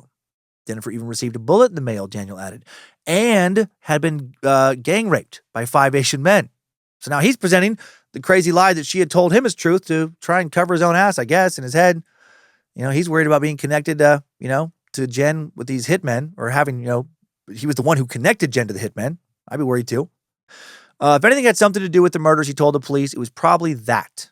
I'm more than 95 to 99% sure it has nothing to do with my drug dealing back then, he said. He also told the cops that Jen had a second cell phone, a Bell Mobility iPhone that he had given to her so he could secretly contact her. And then Milligan had one last question for him. He asked nonchalantly what it would cost to have someone taken out. Any amount, Daniel says on the recording. If someone's desperate enough, they'll do it. If someone were to, it would probably have to be around 10 grand. I'd be pretty sure for 10 grand, someone would do something like that. Why the fuck would he tell them the truth there? 2 hours after the interrogation started, Daniel walked out. Same day, Jennifer would get the news that her grandfather, Bick's father, had died. She fucking killed her grandpa too. Dude died of shock and a broken heart, when he found out his daughter had been shot in the head and killed.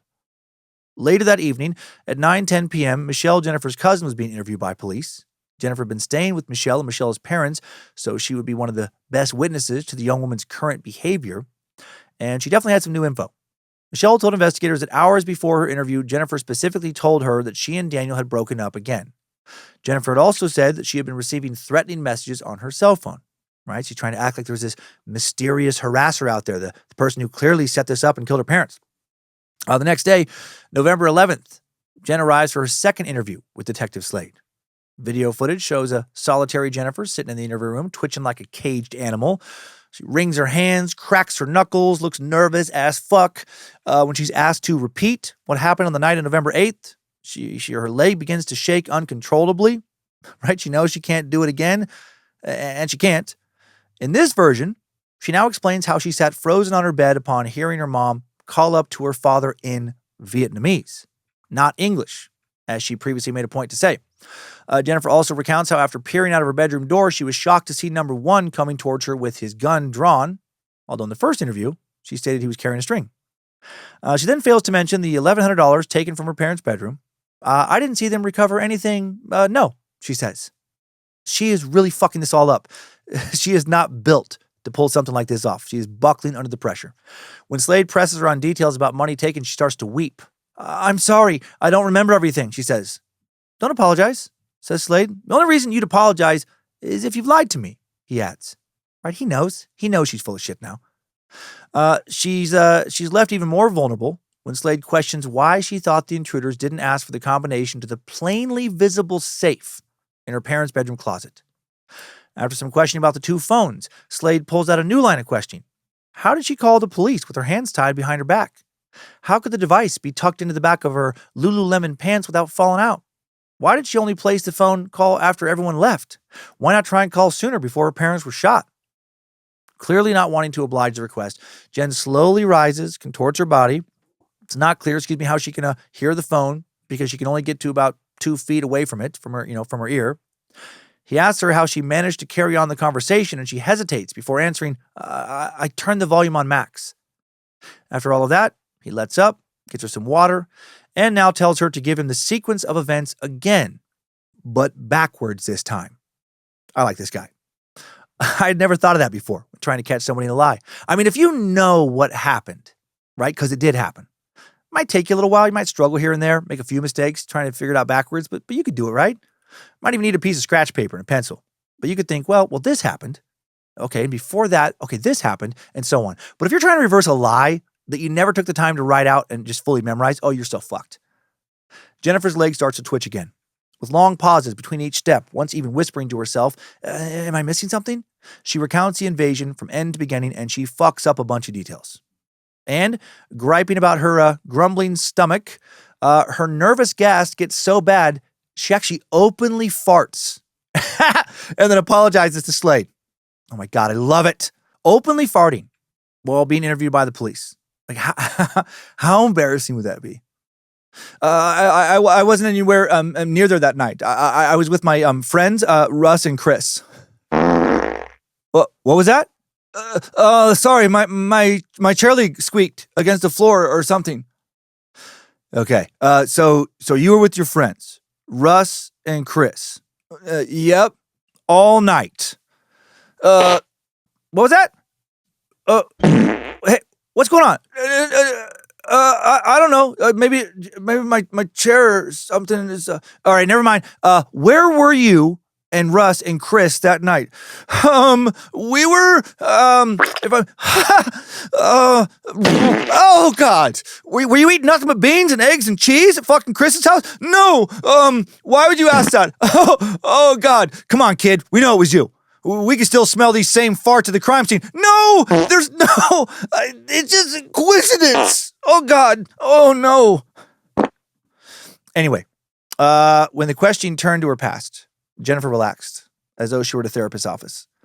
She detailed how she'd met Daniel, fallen in love at 17, how her father had wanted her to be a pharmacist, but she didn't want to.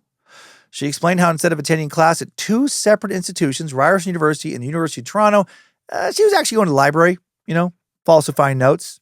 So she's looking real credible here. Said she also worked as a server, bartender, studied piano, lived with Daniel 3 days a week, just like Daniel said. On the flip side, once she moved home, back home, her home life was boring. Though her parents still believed she had a university degree and could work as a pharmacist, she said they wouldn't let her. She said she woke up, played piano, helped with chores, went to music lessons, returned home, and then repeated that over and over and over. Only time she'd gone out recently was a couple months back on her birthday, she said, when she went skating with Topaz. Even then, she had to be home by 9 p.m. At that point, Slade leaves, and Jennifer begins breathing heavily and clutching her stomach. She goes for a bathroom break, just absolutely fucking annihilates the toilet, I imagine. Returns, still shuffling from foot to foot and pacing. She's so nervous. She has the worst nervous stomach, and she should be nervous. When Slade got back, he asked her a simple question. Why her? Why leave her alive and upstairs? As Jennifer stammered through a response, Slade said that he also had to ask what was obvious, that Jennifer must have had some amount of resentment for the kind of life her parents had forced her into. And another thing, someone who could lie so much for so long, couldn't that person also be involved in the killing of their parents and then lie about it? Jen denied it, and she would ultimately leave the police station, scared out of her fucking mind at 2 p.m., heading back to Han's bedside to wait for him to wake up. She had no clue that at that moment, Detective Alan Cook was wondering how dumb a trio of robbers could possibly be, not only to break into a house without lockpicking tools or bags to carry the loot, but to not even bring duct tape or any rope to bind Jennifer's hands. She'd been tied to the banister with a string from her mom's sewing kit. Something was very, very fishy. None of this made sense. This was looking more and more like an inside job. And then investigators would see this case break wide open. When Han wakes up, November 12th, 2010, approximately 4 days after he had been shot. Immediately, the family is relieved, gathering to help him however they can, except for Jennifer. Her father's survival pushed her to ask for a hospital therapist immediately, whom she complained to about how the press is treating her. My God. Meanwhile, Han can barely sit up, so he needs support to prop him up in bed while he lays there in immense pain. There were still bullet fragments in his face. Doctors will never be able to remove all of them. But the fragments had not damaged his brain, and he remembered that night. And so when detectives Marco Napoleone and David McDonald interview him, Han tells them about the assailants. 2 black men, 1 white man. Unlike Jen, he mentions that they all wore turtlenecks, possibly to hide tattoos, and their black clothes seemed splotched with something brown. Crucially, he says that while he and Bick were being terrorized, Jennifer was not tied up. She was, quote, freely moving around the house. They had to have known in that moment, if they didn't already, that she orchestrated this shit. He also told his family that he did not want to see his daughter Jennifer, although she still managed to visit him the next day on November 13th. And during that visit, Han asked her if she thought Daniel was behind the murder. She said she didn't know 100%, but she didn't think so. And then Jennifer asked her dad for $1,200, claiming it was for college tuition, but she's still not fucking going. She's such a piece of shit. That same day, Detective Cordes officially made Jennifer a suspect in the investigation, the prime suspect, and that makes it hard for Jennifer to be around her family. Her uncle, Juin, is the first to confront her. Apparently, he knew the police wanted to talk to her, and he threatened to take her to the police himself if she didn't go, on her own. She'd been avoiding speaking to them by claiming she needed to plan her mother's and grandfather's funeral, which she didn't. Bick Hoppan's funeral will be held November 15th, 2010. It was a Buddhist ceremony, with a monk presiding over about 100 mourners inside Scarborough's Ogden Chapel. Jennifer stood at the front beside her brother Felix and their mother's casket. Man, what does Felix think about this shit? That poor bastard. Police will attend as well, specifically to watch Jennifer's reactions. They see her rubbing her eyes, looking at them, then rubbing her eyes again, but she can't force any tears out. According to them, she never cried, something which was confirmed by Iwa Krajewska, Jennifer's former piano teacher. Everyone's starting to think she is behind all of this. 2 days later, November 17th, surgeons removed some of the bullet fragments from Han's face, sealed them in a bag, sent them off for analysis to Canada's Centre of Forensic Sciences in Toronto. Then on November 22nd, Jennifer gets a call from her victim services liaison informing her she's to come in again and speak with the police, and that there would be no getting out of it this time. Taxi comes to pick her up, delivering her to the police station where she had already been through 2 interrogations. In this one, however, she doesn't appear fidgety. Instead, she curls into a fetal position, holds her face in her hands, and just starts absolutely ripping ass. I mean, hard. Just unloads in that room. No shame, nothing. No, she didn't fart this time. But she really did fart the previous time. She was well dressed for this interrogation, wearing black sneakers, black slacks, a black V-neck cardigan over a collared white shirt. This time she'll be interrogated by Detective Bill Getz. Though she was the police's primary suspect, Getz was not a homicide investigator. He was a seasoned interrogator, polygraph expert, or as he called himself, the station's truth verification expert. In this interview, Jennifer will describe her childhood, how little time there was for anything other than school, competitive skating, and piano lessons, how her parents constantly compared her, often negatively, to her classmates, teammates, and cousins. They seemed to think that she was smart, even though Jennifer didn't think of herself as academically talented, and they refused to accept that for an answer as to why she underperformed. Then she said Daniel got involved, and after their relationship was discovered, she chose her family over him but lost all her autonomy. When he moved on, she felt worthless. Suddenly, the regrets piled up that she hadn't gone to school, that her friends were moving on with their lives, that she didn't know what the fuck she was doing. This first led to cutting, she said, then to a failed suicide attempt. Getz took in all of this calmly. He didn't really care about any one piece of information in particular. He was just trying to gain her trust. And when he felt he had it, he hit her with an onslaught of questions. Why did they leave her alive? What were the denominations of bills that she gave the killers? How big was the stack? If they touched the doorknob to her bedroom, as she said, there would be fingerprints there, right? Most importantly, are you telling the truth? After telling her her story did not add up, he offered her a way out. He said that he knew she had had a hard life. He said that what she had went through, amounted to abuse. And he offered her a chance to confess because he knew she had something to do with the shootings. There's no question about it. The recording shows him saying, the only question right now is, are you going to keep making mistakes? Just before the 3-hour mark, after about 45 minutes of Getz droning on in this vein, Jennifer starts to crack, and she utters a muffled, inaudible sentence. Then she repeats it, this time loud enough for Getz and the audio system to pick it up. What happens to me? She ends up repeating this multiple times. What happens to me? But Getz can't answer, not in a definitive way. Still, with the seasoned investigator's calm, he tells her that they can work on it one step at a time, and then Jennifer says the first thing that indicates her involvement. I wanted it to stop, she says. And then when Getz asks her if she wishes she could take it all back, she finally says yes. Around 3 hours and 14 minutes in, she whispers that she wished they had taken her. Huh? Okay, buckle up. This is not her confessing. This is a brand new story. This is more bullshit. Bullshit, Jennifer will quickly learn, is way harder to sell to cops who literally listen to bullshit for a living than it was to her parents who actually loved her and had emotional reasons for wanting to believe her lies. In this new version, Jennifer claims that she was such a disappointment, a suicide attempt even failed, that she had hired a group of hitmen to take her out. She would go on to explain that she set the plot up with a guy named Homeboy. According to her, the job would cost $2,000, a price she and Homeboy agreed on about 2 months before the shooting. If she wanted to be killed, Homeboy said she would have the money when they got there. Getz, thinking they were finally getting somewhere now, is now incredibly pissed off. But Jennifer won't let it go. She explains how she made the decision to go through with it after her dad accused her of seeing Daniel when she hadn't, even when Getz challenges her directly, saying that he is positive this is not what happened. She maintains that this is the truth. But that won't keep Getz from now arresting her for murder, attempted murder, and conspiracy to commit murder. Man, she thought she was trapped before. Her new parents, jail and prison officials, are going to be a little bit more strict than her parents ever were. November 23rd, 2010, television crews, newspaper reporters, and radio journalists, all with microphones in hand, crowd into York Police Headquarters in Newmarket for a press conference.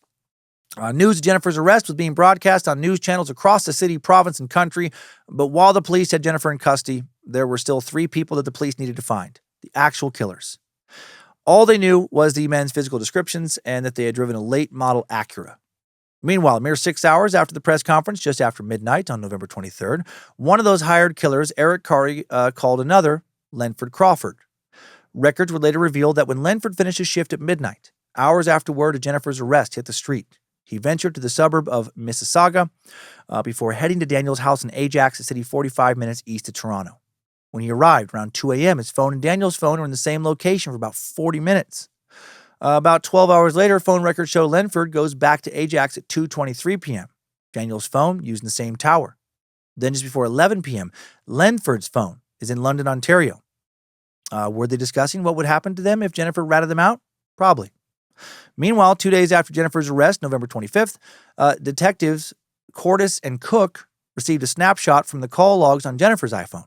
The first thing to discover was that Jen's boyfriend, Daniel Wong, had lied to them.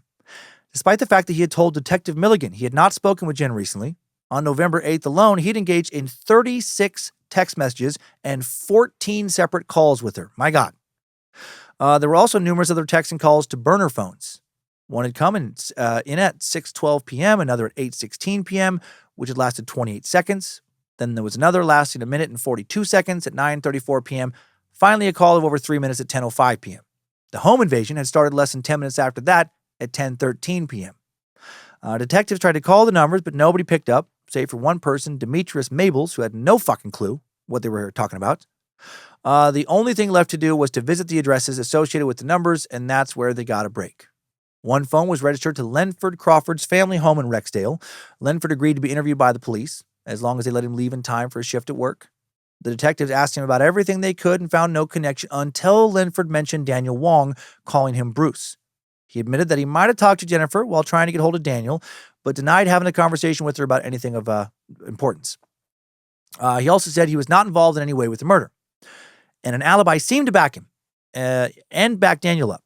After the interview, detectives discovered that on November 8th, Lenford signed into work using the thumb scanner, remained there till midnight when his shift ended. And Daniel was at work too, so they weren't at the actual crime scene, it seems. November 29th, investigators sat down with Andrew Montemayor, a young-looking Filipino man, one of Jen's friends I mentioned earlier. I didn't talk to Jennifer November 8th, Andrew began, but he was lying. The detectives had proof almost 100 texts were exchanged between the two over 6 hours. And now Andrew breaks. He tells them Jennifer called him that day, talking about how fed up she was with her parents, saying she felt like she was under house arrest. Then she told him she had planned a home invasion that would look like a robbery, the men would demand money, and then shoot her parents, tie her up, and leave her alive. Fucking boom. Oh, also, she'd approached him about an idea to have her parents killed back in the spring of 2010, he said. And this aligned exactly with what police now thought, but again, it didn't bring them any closer to the actual killers. But soon something would. Detective Cordes would discover that of the three major telecom companies in Canada, only one, TELUS Mobility, stored all incoming and outgoing text messages for 30 days.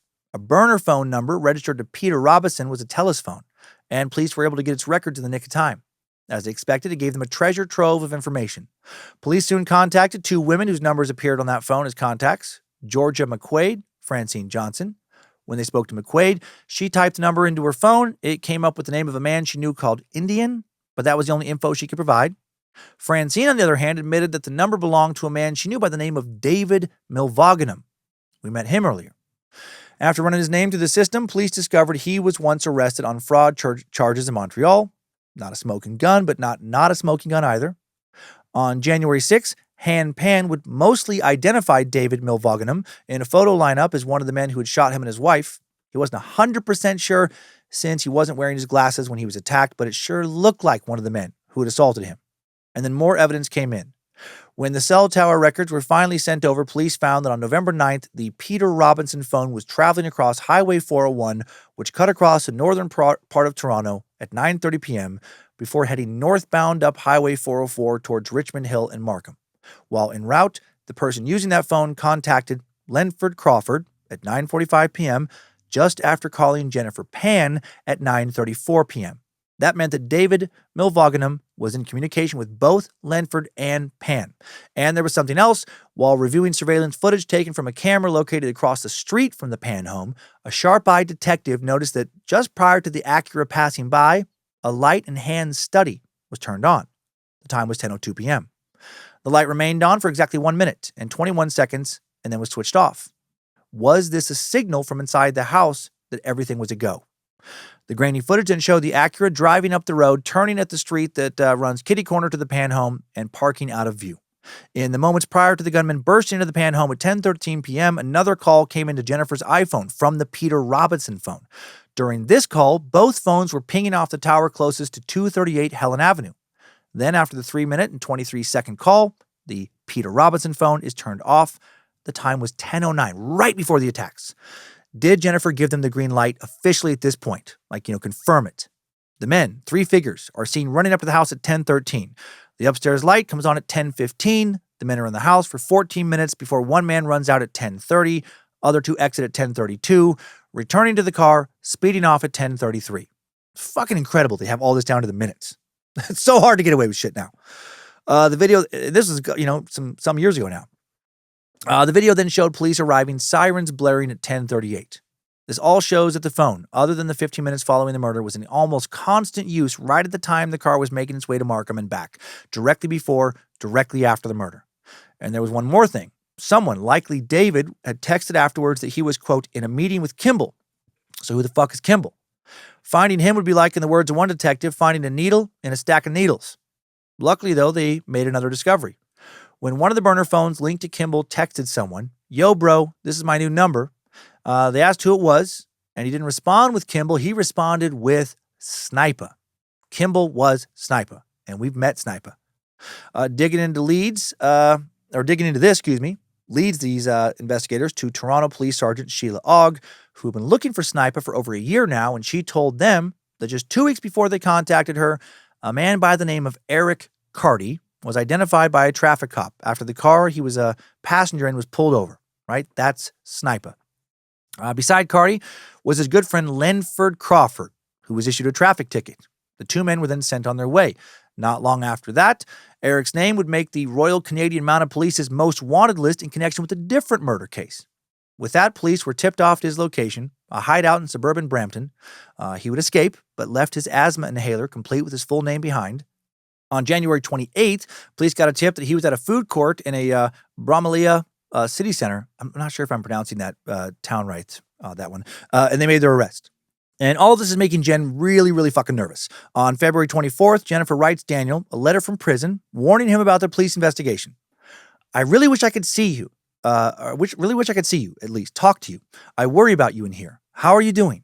Where you go, if you are being very careful, as you know, they are still looking into things." Daniel will be interviewed again by the police on March 23rd, 2011. This time he'll be shown pictures of Eric and David, and he'll say that they were Lenford's friends. Maybe they'd met at the mechanic shop. Immediately afterwards, Daniel calls Lenford, not knowing that Lenford's home line has been tapped. They won't fully incriminate themselves, but it doesn't look good. They're clearly worried about being arrested for the murderous attack on Jen's parents. 3 days later, Lenford's interview doesn't go much better. He insists he didn't know anyone connected to the crime aside from Daniel, although his phone had contact information for all three men. So police now decide to try another way. They interviewed Tim Conti, the owner of the first phone the Peter Robinson Mobile contacted after it was switched back on at 10:46 p.m. while speeding away from the Pan home on November 8th. Conti insisted he had nothing to do with it. He claimed he was in the back of his truck with his mistress watching a movie on a TV he'd bought. Okay, watching a movie on a TV in the back of a truck, all right. By this time, the police feel that it's safe to move in on David and Eric. Clearly, something's up with them. April 14th, David's arrested at the Jane Finch Mall without incident, charged with first-degree murder, conspiracy to commit, and attempted murder. Following day, police descend on Maplehurst Correctional Complex, just west of Toronto, where Eric Carty is being held, charged him with the same. Finally, on April 26th, Daniel Wong is arrested at work. He's still at Boston Pizza, charged with first-degree murder, conspiracy to commit murder, and attempted murder. But how would they get Lenford? They'll finally get him through a man named Jeffrey Fu, who had shown up on Lenford's phone records, having called him 2 hours after the murder. He was apparently the bridge between Daniel and Lenford. Fu would also tell them that at some point after the murder, some men came to Ajax to collect a debt from Daniel that was still owed by Jennifer Pan. Man, fucking so many people involved in all this dirty business. And with that, Lenford will be arrested May 4th as he smoked a joint in his girlfriend's driveway. He'd be charged with first-degree murder and attempted murder, and with that, no further charges will follow. Now it's time for investigators to build their case. By the time the trial began, March 19th, 2014, two Crown attorneys, Jennifer Halogen and Michelle Rumble, had worked on the Jennifer Pan case on and off for over 3 years, poring over raw telephone transcripts and data from 640,000 bits of phone communication. That is so much work to try and string together a narrative that spanned from June of 2010 to May of 2011 when Lenford Crawford was arrested. Even if it seemed like a somewhat open and shut case, all defendants pleaded not guilty to the charges of first-degree murder, attempted murder, and conspiracy to commit murder. So prosecutors still had their work cut out for them. To start with, there was no forensic evidence. No DNA was found at the house. There were no recovered weapons, no bloody clothes that belonged to the killers. There was one witness, but he had been shot in the head. The biggest issue was the narrative. After all, how do you convince a jury that a sweet-looking 24-year-old who had always done exactly what her parents asked her to do, or had at least appeared to, had wanted them dead? In order to understand what happened on November 8th, 2010, you have to understand the history, what happened before that, the chronology of what led to that night, Halogen would say as part of their opening statement. Jennifer would arrive in court each day looking neat and clean, despite her tired-looking clothes. After all, she had no family anymore to make sure she was properly outfitted. She certainly didn't have Han, her dad, anymore, who took the stand early on with the Vietnamese interpreter. He would describe how just months before the murder, he had all but fulfilled his life's work. I mean, this is so sad. He and his wife had finally paid off their $600,000 home. They'd accrued a substantial amount of money in the bank, coming a long way since showing up in Canada with nothing. He explained how he and his wife each took out $170,000 life insurance policies on their lives. If they were to die, the money, their estate, would be split 50-50 between their grown children, Jennifer and Felix. That would not only include their home, but the cars and other valuables, in total about $500,000 each.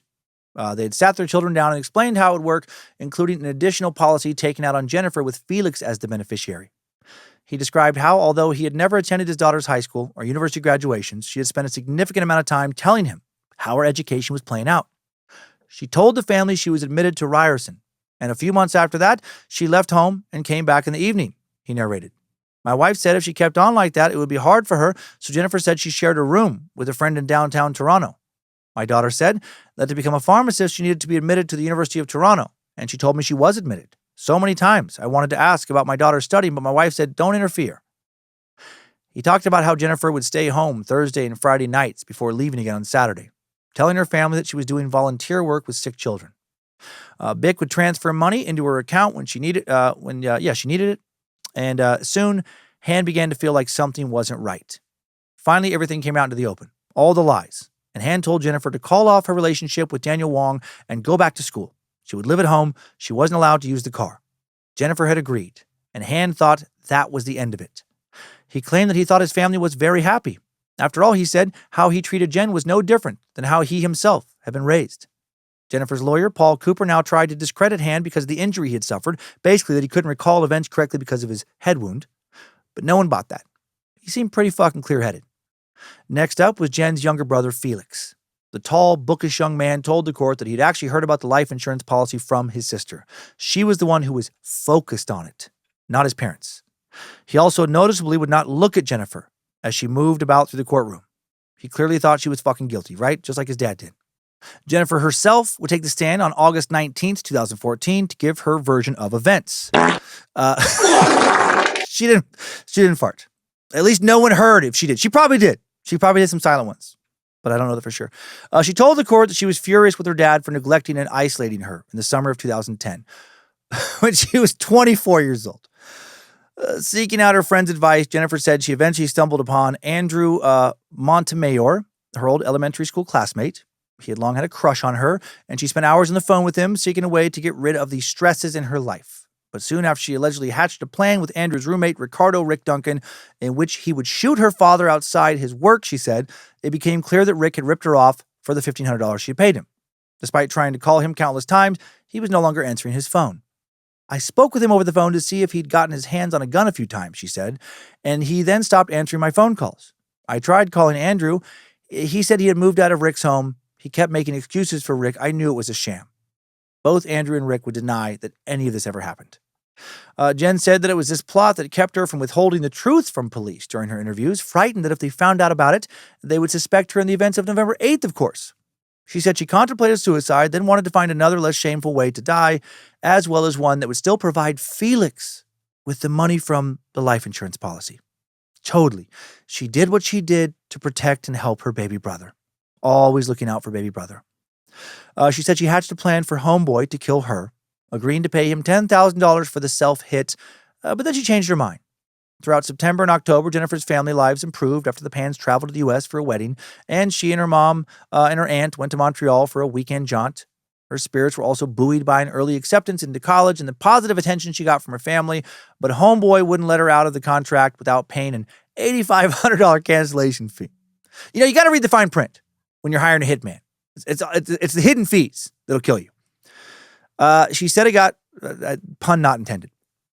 She said it got so bad that on Halloween 2010, Homeboy, his cell phone pinging off the towers closest to her house, threatened to come to her home while she handed out candy to trick-or-treaters with her mom. I was shocked, she testified. I was saying to him, kids are in the area. I'm handing out candy. I can't step out. And where do you want to meet? I don't have the money. I started to freak out because I thought they were coming to shoot me and kill me. It was on the morning of November 8th, she claimed, that she received the Homeboy text, 2 after work, okay, will be the game time. This was not a text between plotters about the murder of her parents. It was a warning that they were coming to kill her, she said, for not having the money. She said she called them and begged them for more time. And that every time they called after that, she pleaded with them. But then the worst happened. I admit I'm a liar, she said. I admitted I was a liar. I admitted I lied to the police in the police station, but I was scared, she finished. I was scared of being caught in a concoction. But on November 8th, there was nothing that was supposed to be happening.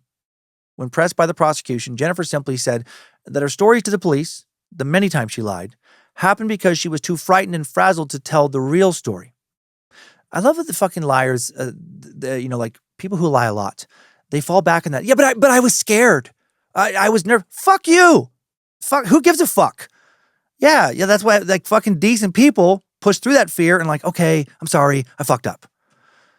And I shouldn't. I mean, everybody lies. I know somebody, but it's like, but people who do this consistently and act like that's a good reason. I mean, I've fucking been nervous and lied in the past for sure. But if I was questioned about it, I wouldn't be like, well, yeah, what was I supposed to do? I had to lie. I was so scared.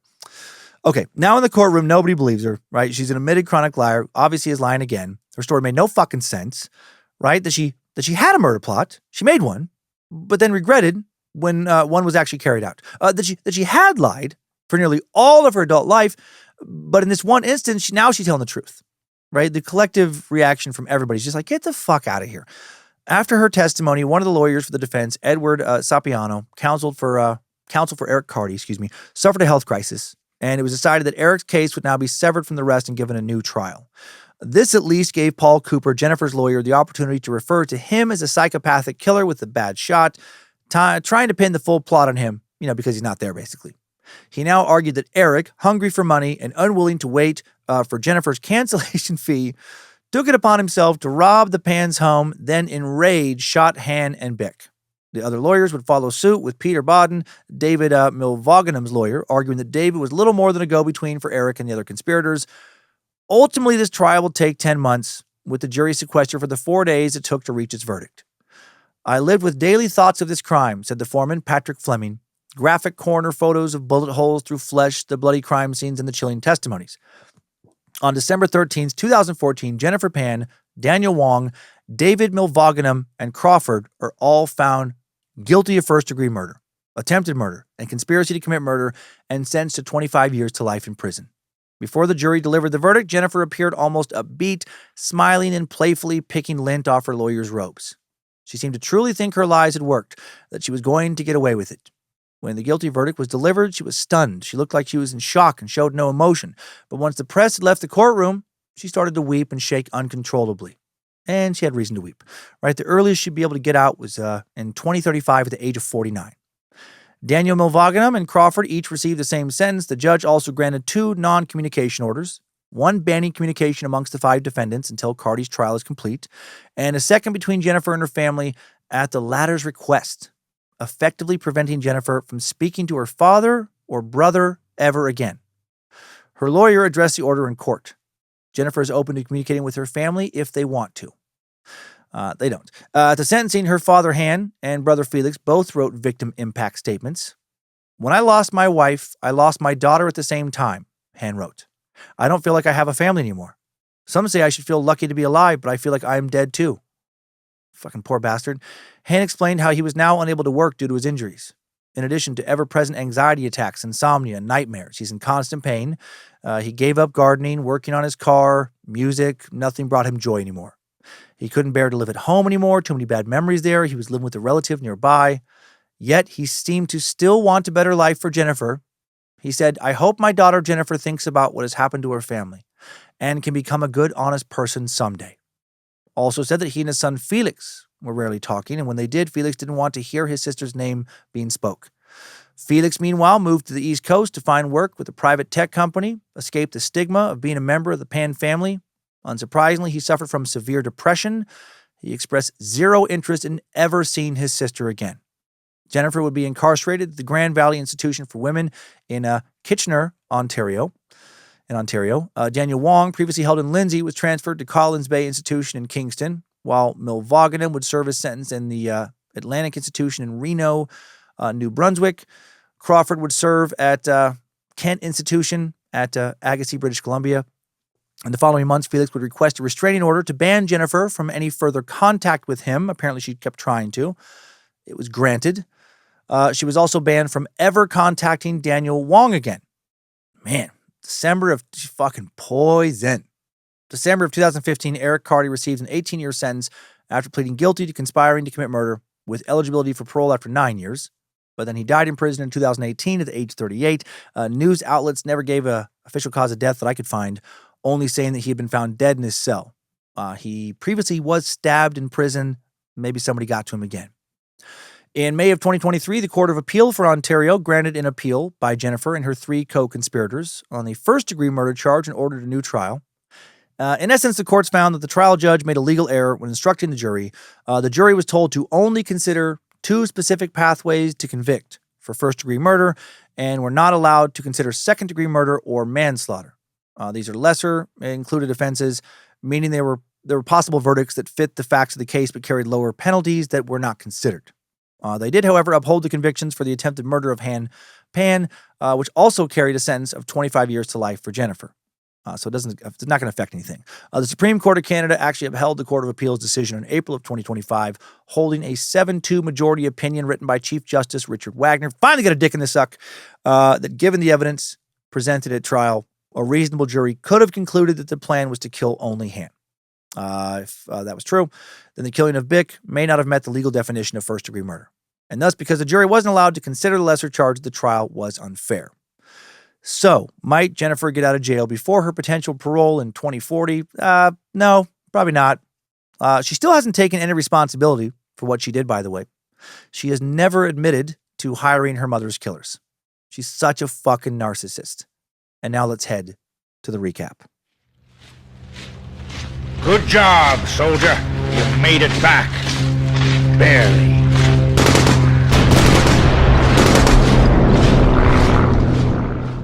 Okay, before I recap, I didn't plan at all on jumping into another Idiots of the Internet segment again, but it feels almost necessary for this episode. To begin to get my head around the case, the first thing I did before reading any of Sophie's research was to watch a 26-minute long video titled Jennifer Pan's Revenge on Her Tiger Parents, posted by the True Crime News YouTube channel on February 8th, 2019. Has over 22.5 million views. That shocked me. That's a lot for any true crime content. What shocked me more was the overall point of view of the 45,000 plus commenters underneath. So many people seem to take Jennifer's side in this story. Basically, because her parents were authoritarian hardasses, they seem to think that they deserve to get fucking shot. That Jennifer, if she's a monster of their creation. And therefore, no one should feel sorry for them. I'm curious what you think about this perspective. I'm curious what you think of comments made by some people that I think are idiots of the internet. Idiots of the internet. At Tulse Servac 1714 posted the following. I'm reading her story, and the more I read it, the more I see her as the victim. The dad was an asshole who micromanaged everything and put an enormous amount of academic pressure on her, also banned her from dating or hanging out with friends. And he was so harsh on her regarding her grades that she went to extreme lengths to forge them. I can't really blame her for snapping, given how horrible he was. You can't blame her for snapping?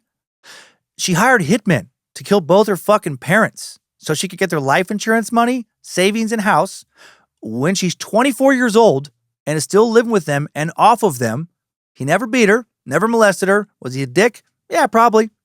But was him wanting her to excel really so terrible he deserved a bullet to the head? That's a fucking wild take to me. First reply to that post comes from at EXE Kazamon20, who wrote, Tiger parents should face jail time. Why on earth would they think it's a good method when it's simply emotional and psychological abuse towards their child? Look vid is a prime example. Okay, and then at Mandarina4157 posted the following, which got 1,200 likes. Honestly, knowing how horrendous these kinds of parents can be, I cannot imagine what kind of state her psyche was in. And people saying she's a psychopath because she kept asking what was going to happen to her, well, maybe no one other than herself ever cared about her. I'm not saying I'm accusing what she did, but I'm also not too quick to condemn her either. You can't condemn her for what she did? I can. I fucking can. Easy. A quick decision. Being an overbearing parent does not equate to deserving of being murdered. At Kiwi Peanut Loves post has gotten 200 likes. Apple didn't far fall from the tree. They killed her emotionally, They killed her emotionally. She killed them physically. Oh, totally. It's just fucking tomato. It's, even Steven. They each got the equal punishment. At ZaneZilla7241 posted something that got 3,800 likes. A child not embraced by the village will burn it down to feel its warmth. For fuck's sake, that is so melodramatic in this case. And there are so many other comments like these. And I feel like all of them, literally all of them, have been left by people who have never raised kids. I'm guessing most of these people leaving these comments are kids themselves, living off their fucking parents right now. In contrast to all that, at Gunnar Saya posted the following and it only got 6 likes. She's 25. She could have just left. Seriously, why waste your parents? Lame take, Gunnar, you fucking boomer. How dare you advocate? She should have taken, responsibility for her own life and not just play the victim. Such an out of touch old unk. Doesn't understand how hard it is to be a kid, right? How hard it is to have parents who want you to work hard in life.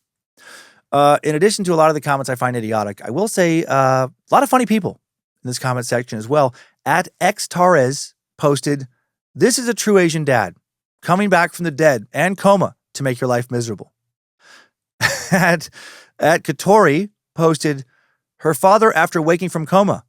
Even your hitmen were below average. What a disappointment." And then finally, at Ravers Fantasy posted, "Dad, you'll be able to see him when I'm dead." Get shot in the face. "Dad, did I stutter?" Dark, but I did laugh. Again, curious what you think. Did her parents have it coming? Or is Jennifer a cold-hearted, selfish brat who was too cowardly to try and go make it out on her own? Which, both of her parents had already done before her. Idiots of the internet. Jennifer Pan. If nothing else, I hope this story makes you feel pretty damn good as a kid about being a kid. Like you haven't fucked up that badly in your parents' eyes if you haven't put out a hit on them. Born in 1986, Jennifer Pan grew up in Markham, Ontario, as the daughter of Chinese immigrants from Vietnam, Bic Ha and Hue Han Pan. Her parents were highly controlling, held very strict expectations for her, emphasizing academic excellence and professional success. From a young age, she was pressured to achieve perfect grades, pursue a career in medicine. This strict upbringing, combined with her parents' constant monitoring and limited tolerance for social freedom, created a high-pressure environment for sure. Not only was failure not tolerated, but expressing dismay over one's failure was seen as shameful as well. By high school, Jennifer began to lie to her parents about her achievements and her daily activities. She fabricated report cards, created fake university acceptance letters, even faked her own graduation ceremony.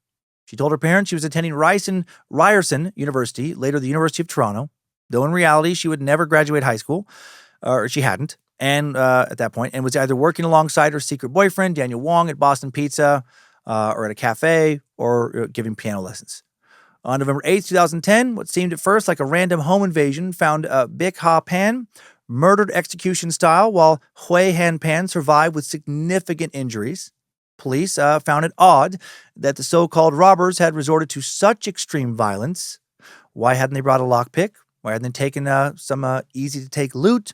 Why hadn't they, looked at the safe that was in the closet? Why did they just tie up Jennifer, the third witness, but not hurt her at all?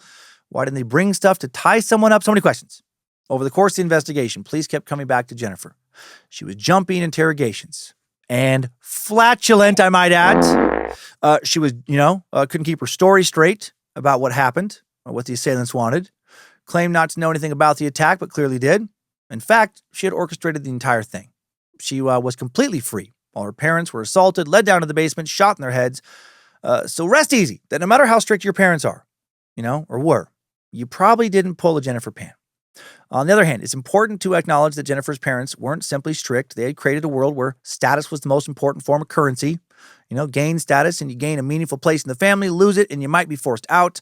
As Amy Chua would probably argue, this is likely never the goal of the tiger parent, who envisions themselves and their child in a dance of mutual sacrifice and gain. The child sacrifices autonomy, gains important life skills, while the parent sacrifices resources, gains a devoted family member. Think of it like this. In Amy Chua's world, the parent-child exchange is like a market transaction in capitalism. You exchange something, money, effort, autonomy, for something else, a value, right? Goods, skills, status. Both sides gain something measurable. The system works if the currency retains value. On the other hand, you can think of the Pans like a totalitarian government. Currency or status is handed out by an authoritarian figure. The rules can change without warning, and no matter how much the child complies, the reward may remain unattainable or devalued. In Jennifer Pan's case, the currency of status got degraded until it was worthless. After all, why aim for status in a family you despise? Why try to impress people who will never be impressed with you? And this is not to say that the Pans deserve their fates at all. This is only to say that parenting is fucking hard. It would be so much easier if it were just about being a hard ass to your kids until they turned into good people, or being soft and lenient and letting them do whatever they want and have them be good people. It would be easier if parenting was a one-size-fits-all situation and you just had to memorize the totally agreed-upon rules for everybody. But it's definitely not. And a method that looks reasonable from one perspective stops looking reasonable when you look at it in another way. A method that looks unreasonable might seem reasonable when you consider the particular needs of the child. You should want to raise successful children, but also happy children. And if those children disagree with you once they turn 18, you should let them make their own way, shouldn't you? And if you don't like the ways of your parents once you're an adult, you should go your own way, shouldn't you? Forge your own path? Not easy, but not impossible either. Outside of rare circumstances, it's a better choice than to keep accepting the help of people you feel are abusive, bitching about how terrible they are while not doing shit to take ownership of your life and move on. Time now for the takeaways. Timesuck Top 5 Takeaways. Number 1, on November 8th, 2010, 3 masked assailants entered Jennifer Pan's family home on Helen Avenue. They proceeded to demand money from the Pans, who didn't keep money in the house. Then Han and Bick, Jennifer's parents, were taken down to the basement and shot. Jennifer's 911 call to the police reported that she had been tied up upstairs, although her father would recall that she had moved around the house freely during the attack. While Jennifer's story later shifted, she said she tried to plan the attack as a sort of suicide by hitman. Courts ultimately ruled that she was a fucking terrible liar. She was a terrible fucking farty liar, that she had orchestrated the murder of her mom, an attempted murder of her dad, providing the assailants with info about the family's schedule, even unlocking the door for them to enter. She told an extreme lie, and it wasn't the first time she had lied. Number 2, beginning in high school, Pan began to fabricate an elaborate web of lies, including forging report cards, creating fake university acceptance letters, and inventing jobs, falsely telling her parents she was attending Ryerson University and later the University of Toronto. Even told them she was volunteering at a lab that tested for kids' blood. Why did Jennifer lie about all that? Well, one common explanation is number 3. The Chinese tiger parent is a controversial parenting strategy associated with intense expectations of academic and professional achievement, long hours spent on prescribed extracurriculars like practicing musical instruments, and obedience to parents' wishes over their own. Though it's been a subject of controversy in the West in the past 2 decades or so, it actually traces its roots back to Confucius, and many institutions in China and other similarly oriented cultures actually support this, like schools posting kids' grades publicly. In the US and Canada, this can be considered cruel, even abusive, and indeed some think that the Pans went too far in their treatment of Jennifer when they picked her up at the end of school each day and closely monitored her extracurricular activities. She was never allowed to date or go to dances. On the other hand, plenty of kids have strict parents, maybe even tiger parents, and don't kill them. Number 4, Jennifer's relationship with Daniel Wong seemed to push her over the edge. Through him, she experienced a sense of independence from her parents' strict control, exploring a life outside the rules. Reports to police indicated she even dabbled in a small, informal amount of drug dealing, an easy and exciting life to a girl who had always been told to study and work hard to make her money. But beyond the activities themselves, Wong offered her emotional validation, showing that she could be valued and appreciated, even when she was not meeting her parents' high expectations. A good thing for a partner to do. But Jennifer, as she always did, took it too far. Number 5, new info. Let's talk a bit more about Rexdale. 2013, Rexdale made headlines again when former Toronto Mayor Rob Ford became the center of a major news story. I remember this. Ford, adored by many in the community, was photographed outside a neighborhood crack house, and a video later surfaced showing him smoking some crack. Ford admitted to trying crack cocaine, quote, one time, but denied being addicted, despite a history of publicly intoxicated or aggressive behavior, including shouting at reporters, heckling city staff, and making controversial statements at public events. Come on, dude. Oh, you just happen to have gotten caught on video smoking crack the one and only time you smoked crack? Uh-huh. Yeah, and Bill Clinton only smoked marijuana once or twice and never inhaled. Fuck out of here. Although there were calls for his resignation and the city council stripped him of some powers, Ford remained mayor until 2014, even running a controversial re-election campaign while dealing with health issues. 2 years later, he sadly died of an aggressive form of cancer, passing away on March 22nd, 2016. So rest in peace, Rob Ford. I hope wherever you are, you can still smoke some crack. I hope you can smoke all the crack you want and suffer zero negative consequences. How cool would the afterlife be if it was full of drugs and no one ever OD'd, got arrested, or ruined their afterlife in any way? Timesuck Top 5 Takeaways. How to fail at murder and life. The Jennifer Pan story has been sucked. Thank you to the Bad Magic Productions team for helping making Timesuck. Thanks to Queen of Bad Magic, Lindsay Cummins. Thanks to Logan Keith, publishing the episode, designing merch for the store at badmagicproductions.com. Thank you to Sophie Evans for her awesome research.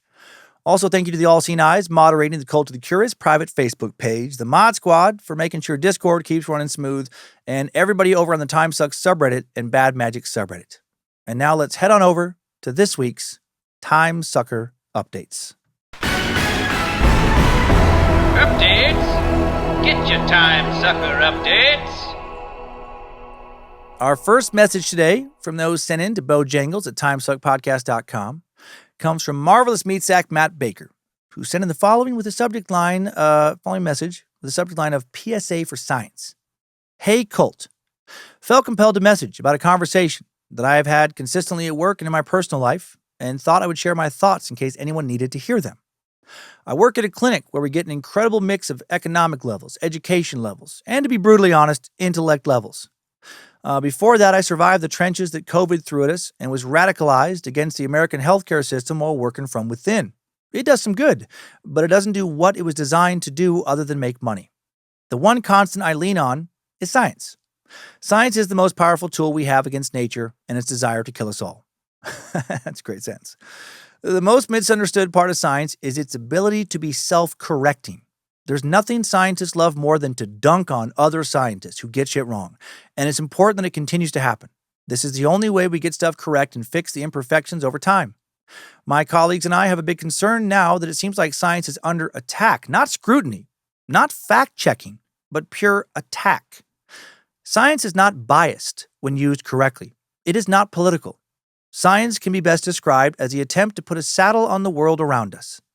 We saw what happened to science during COVID with how often we had to correct what we knew and how often we had to answer questions about everything we did. Nothing was without scrutiny, and everyone thought the medical world was just going to lie about everything going on. Maybe we did, maybe we didn't, but we did the best with the information we had. For the first time, the scientific method was out on display in real time for people who didn't understand it in middle school. Here's my beef. If I have a problem with my plumbing, I call a plumber. If I have a problem with my air conditioning, I call the AC guy. If I have a problem with my heart or my kidneys, I don't get on YouTube to find a spiritual cleanser who offers to align my chakras if I subscribe. I guess that's all the venting I had in me, but I wanted to say a huge thanks for reminding me constantly that critical thinkers exist and that being right never taught me anything.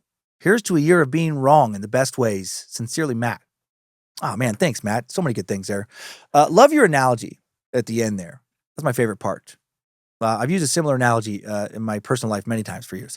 Yeah, if I have a problem with some lights on in my house, I'm going to call an electrician. And if I have a medical problem, I'm going to go to a doctor, not someone with no formal education in science who gets most of their scientific, quote-unquote, information from fucking Facebook, Reddit, and 4chan. Why does that shit happen? For so many reasons. The answer is complex. But there is a pretty simple answer that sums up the gist of it, I think. Good old-fashioned laziness, ignorance, and arrogance is why some people critique science so hard and go these alternate weird routes. You have to use your brain a little bit to understand why a formal, education is important, to understand how science actually works on some level. That takes time and applied effort. You have to employ some level of humility to accept that somebody who did better in school than you ever did, in all likelihood, studied longer and harder than you ever did, does actually know more about you in their field of expertise, probably a fucking lot more. And you have to not be educated enough to understand the importance of education overall. Unfortunately, if you're really ignorant, you're too ignorant to understand how ignorant you are. And therefore, you feel no need to further educate yourself and you think you got it all fucking figured out. Thank you, Dunning-Kruger effect. A cognitive bias where people with low ability in a specific area overestimate their competence while experts often underestimate theirs because the skills needed to recognize competence are the same skills needed to perform well. That answer wasn't quite as simplified as I'd hoped. but it's the best I can do. The biggest problem in America right now, by far, in my opinion, is widespread ignorance. Deep, deep entrenched ignorance. Putting on my tinfoil hat now, I don't think the powers that be want us to get smarter.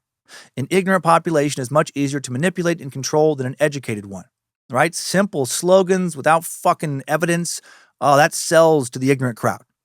I wish and they fucking know that. I wish I truly knew how to turn around trust in science and trust in expertise, education, and actual knowledge in general in this country. It's something that has literally kept me up fucking some nights worrying about it. The only solution I can think of is for all of us who do understand the problem, and that the solution is education and respect and trust for knowledge gained through the scientific method, is to keep being the change we want to see in the world. Keep promoting science, keep promoting empirically gained, peer-reviewed knowledge. And I don't know, maybe also hope or keep hoping that many of our mainstream journalists and politicians who have completely sold their souls to corporate greed and or lust for power and don't have an ounce of integrity in their grifting bodies, maybe we keep hoping they choke on a bag of fucking dicks and die. Speaking of politicians, our next message comes from hard truth-bringing Sack Curtis, who writes in with the subject line of, I have bad news for you, Suckmeister. Curtis here. New Space Lizard here, longtime listener. Well, thank you for supporting. Commenting on episode 47, where you said you were shocked about what is considered to be political these days. Well, I got sad news. Man is by nature a political animal. He who is unable to live in society or has no need because he is sufficient for himself must be either a beast or a god. That's Aristotle, bro. None of us are beasts or gods. Life is political. And stepping back from that just isn't possible, especially for someone in the public eye like yourself. If you hold an opinion on whether water is wet or the sky is blue, it's political. Sorry about it, but if you're going to be honest with yourself and the community you've built, you gotta own that shit. I personally skew to the left pretty hard, and we agree on a lot of stuff, but we disagree on a bunch of things, and I still love you with my whole heart. I think that's the beauty of being Team Meat Sack rather than Team Red or Team Blue. I feel like true members of the Cult of the Curious don't automatically react hatefully to anything that doesn't fit our worldview. Rather, we approach such a disparity with the intention of understanding it. We're curious after all, right? Anyway, 3 out of 5 stars and all that horseshit. Also, not sorry for the length or girth. You can take it. Just relax your throat and keep sucking. Curtis. Thanks, Curtis. You know what? Yeah, you're fucking right. You're right. This is just the way it is. Politics are everywhere. It's unavoidable. Even if I don't often shit on politicians individually by name, you can figure out pretty quickly where I stand on various political issues. So I shouldn't stress out about it. I should just accept it as part of life, ignore those who think I'm being more political lately. I don't think I am. I still hold the same overall values I have held for years. But the landscape around me, has changed quite a bit since this podcast started. And so my views are now interpreted very differently than they were years ago. And that it is what it is. You know, I got to just keep being me. Work on caring less and less about those who have a problem with that. Which I will say does get a little easier as you get older. It is true. A lot of people say in my experience, you just give less fucks with each passing year about stuff you should have never given a fuck about to begin with. And now one more from Super Sack Holly Davidson, who wrote in with the subject line of latest episode and year-end wrap-up. Hey, Dan, just listening to your suck on Chris Gardner and the year-end wrap-up. I just want to say thank you immensely for your inspiring choice of story and your honest and thought-provoking take and all the 2025 nonsense. This episode resonated with me in realizing why my husband and I are so self-reliant. Growing up, we were both raised by destitute single mothers who had to scrap their way through life, not unlike most Americans now. But they did have parents who could bail them out of crises from time to time. For our generation, however, our parents are still scraping and they can't bail us out. And actually, oftentimes we find ourselves giving and giving and giving to help them out. Additionally, and frustratingly, we had to take out so much student loan debt because we fell through the cracks of financial aid. Parents make too much money on paper to qualify, but have too much debt to not be able to pay for anything. To get our bachelor's degrees, the first in both of our families. We've had to learn to take care of ourselves because the cavalry ain't coming, period. Oh man, yeah. Now my husband and I, with our 2 kids, bought a farm. We fixed our cars ourselves, mend the fences, make things and repair things by hand, take care of the horses and chickens in sub-zero wind chills, while we both work full-time jobs to break the generational curse. We try to give our kids a better understanding of how to be intentional with finances and mental health, how to set healthy boundaries, how to work hard, and in general be kind, beautiful people, because the world needs more of that. Oh, it fucking sure does. I said a hearty fucking men when you talked about cutting out the social media and the doom scrolling because it nearly ruined my mental health that I've worked so hard to get back over the last few years after 3 mental health hospital stays. I've had to cut out people and just stop with the socials. And I've learned to not insert myself and my differing opinions in the political echo chambers that are every family gathering. It is better for my well-being to just walk away from people who don't want to hear anyone else's opposing viewpoint. You're right when you say everything anymore is politicized when it doesn't need to be. Listening to you talk about how proud you are of your kids and that you tell them so inspired me to do the same with my kids when I got home from work today. I'm so damn proud of them. And I can't wait to see the amazing meat sacks they're going to be in the future. Feel free to edit my ramblings if you choose to read this on air. So rambling, my bad. But I just want you to know you've got at least one badass bitch in your corner.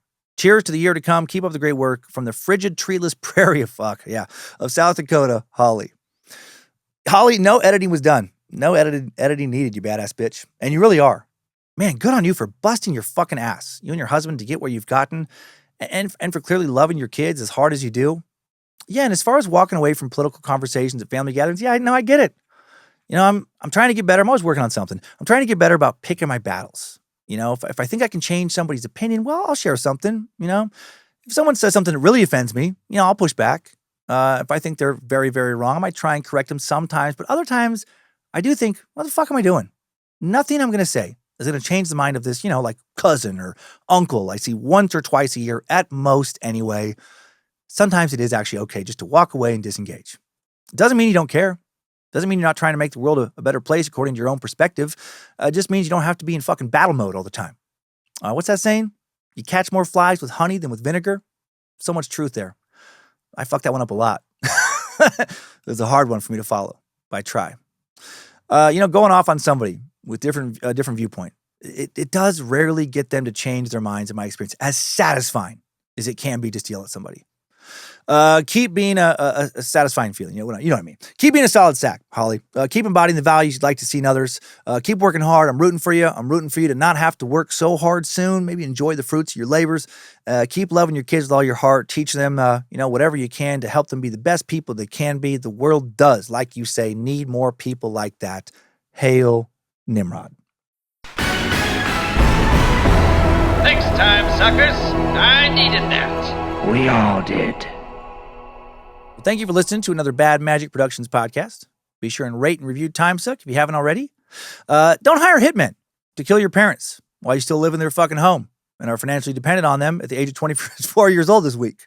You don't like their rules? Well, dedicate yourself to working whatever jobs you can get to save enough money to move out and live by your own rules, you fucking bum. And keep on sucking. You need it.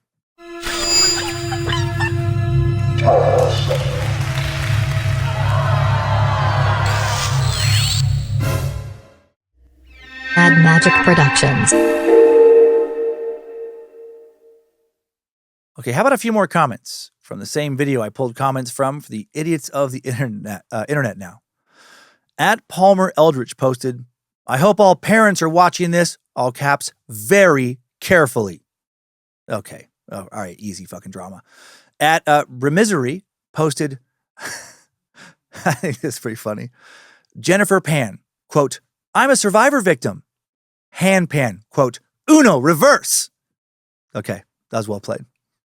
At Sensen4161 posted, strict parenting is terrible parenting. I heard a nice saying once, the tighter you grip the soap, the further it'll project away from you. I hadn't heard that one, but I like the sentiment there. I like that one. It could be worded a little differently, but I like the sentiment. At 2D312 posted, you know what they say, strict parents make great liars. Okay, I actually love that saying. I had not heard that. Want your kids to lie or don't want them to lie, rather? Well, don't give them, tremendous incentive to do so. And finally, at Joseph M. V4Z, got extra creative, went full Dr. Seuss mode when they posted, Hand Pan can't stand Dan. Hand Pan banned Dan from the Pan Clan. Oh my God, I'm about to start over. Hand Pan, it's like a tongue twister, can't stand Dan. Hand Pan banned Dan from the Pan Clan plan. Well done. Oh God, sorry. Oh, I don't want to end on that note. Okay, all right, I'm out of here.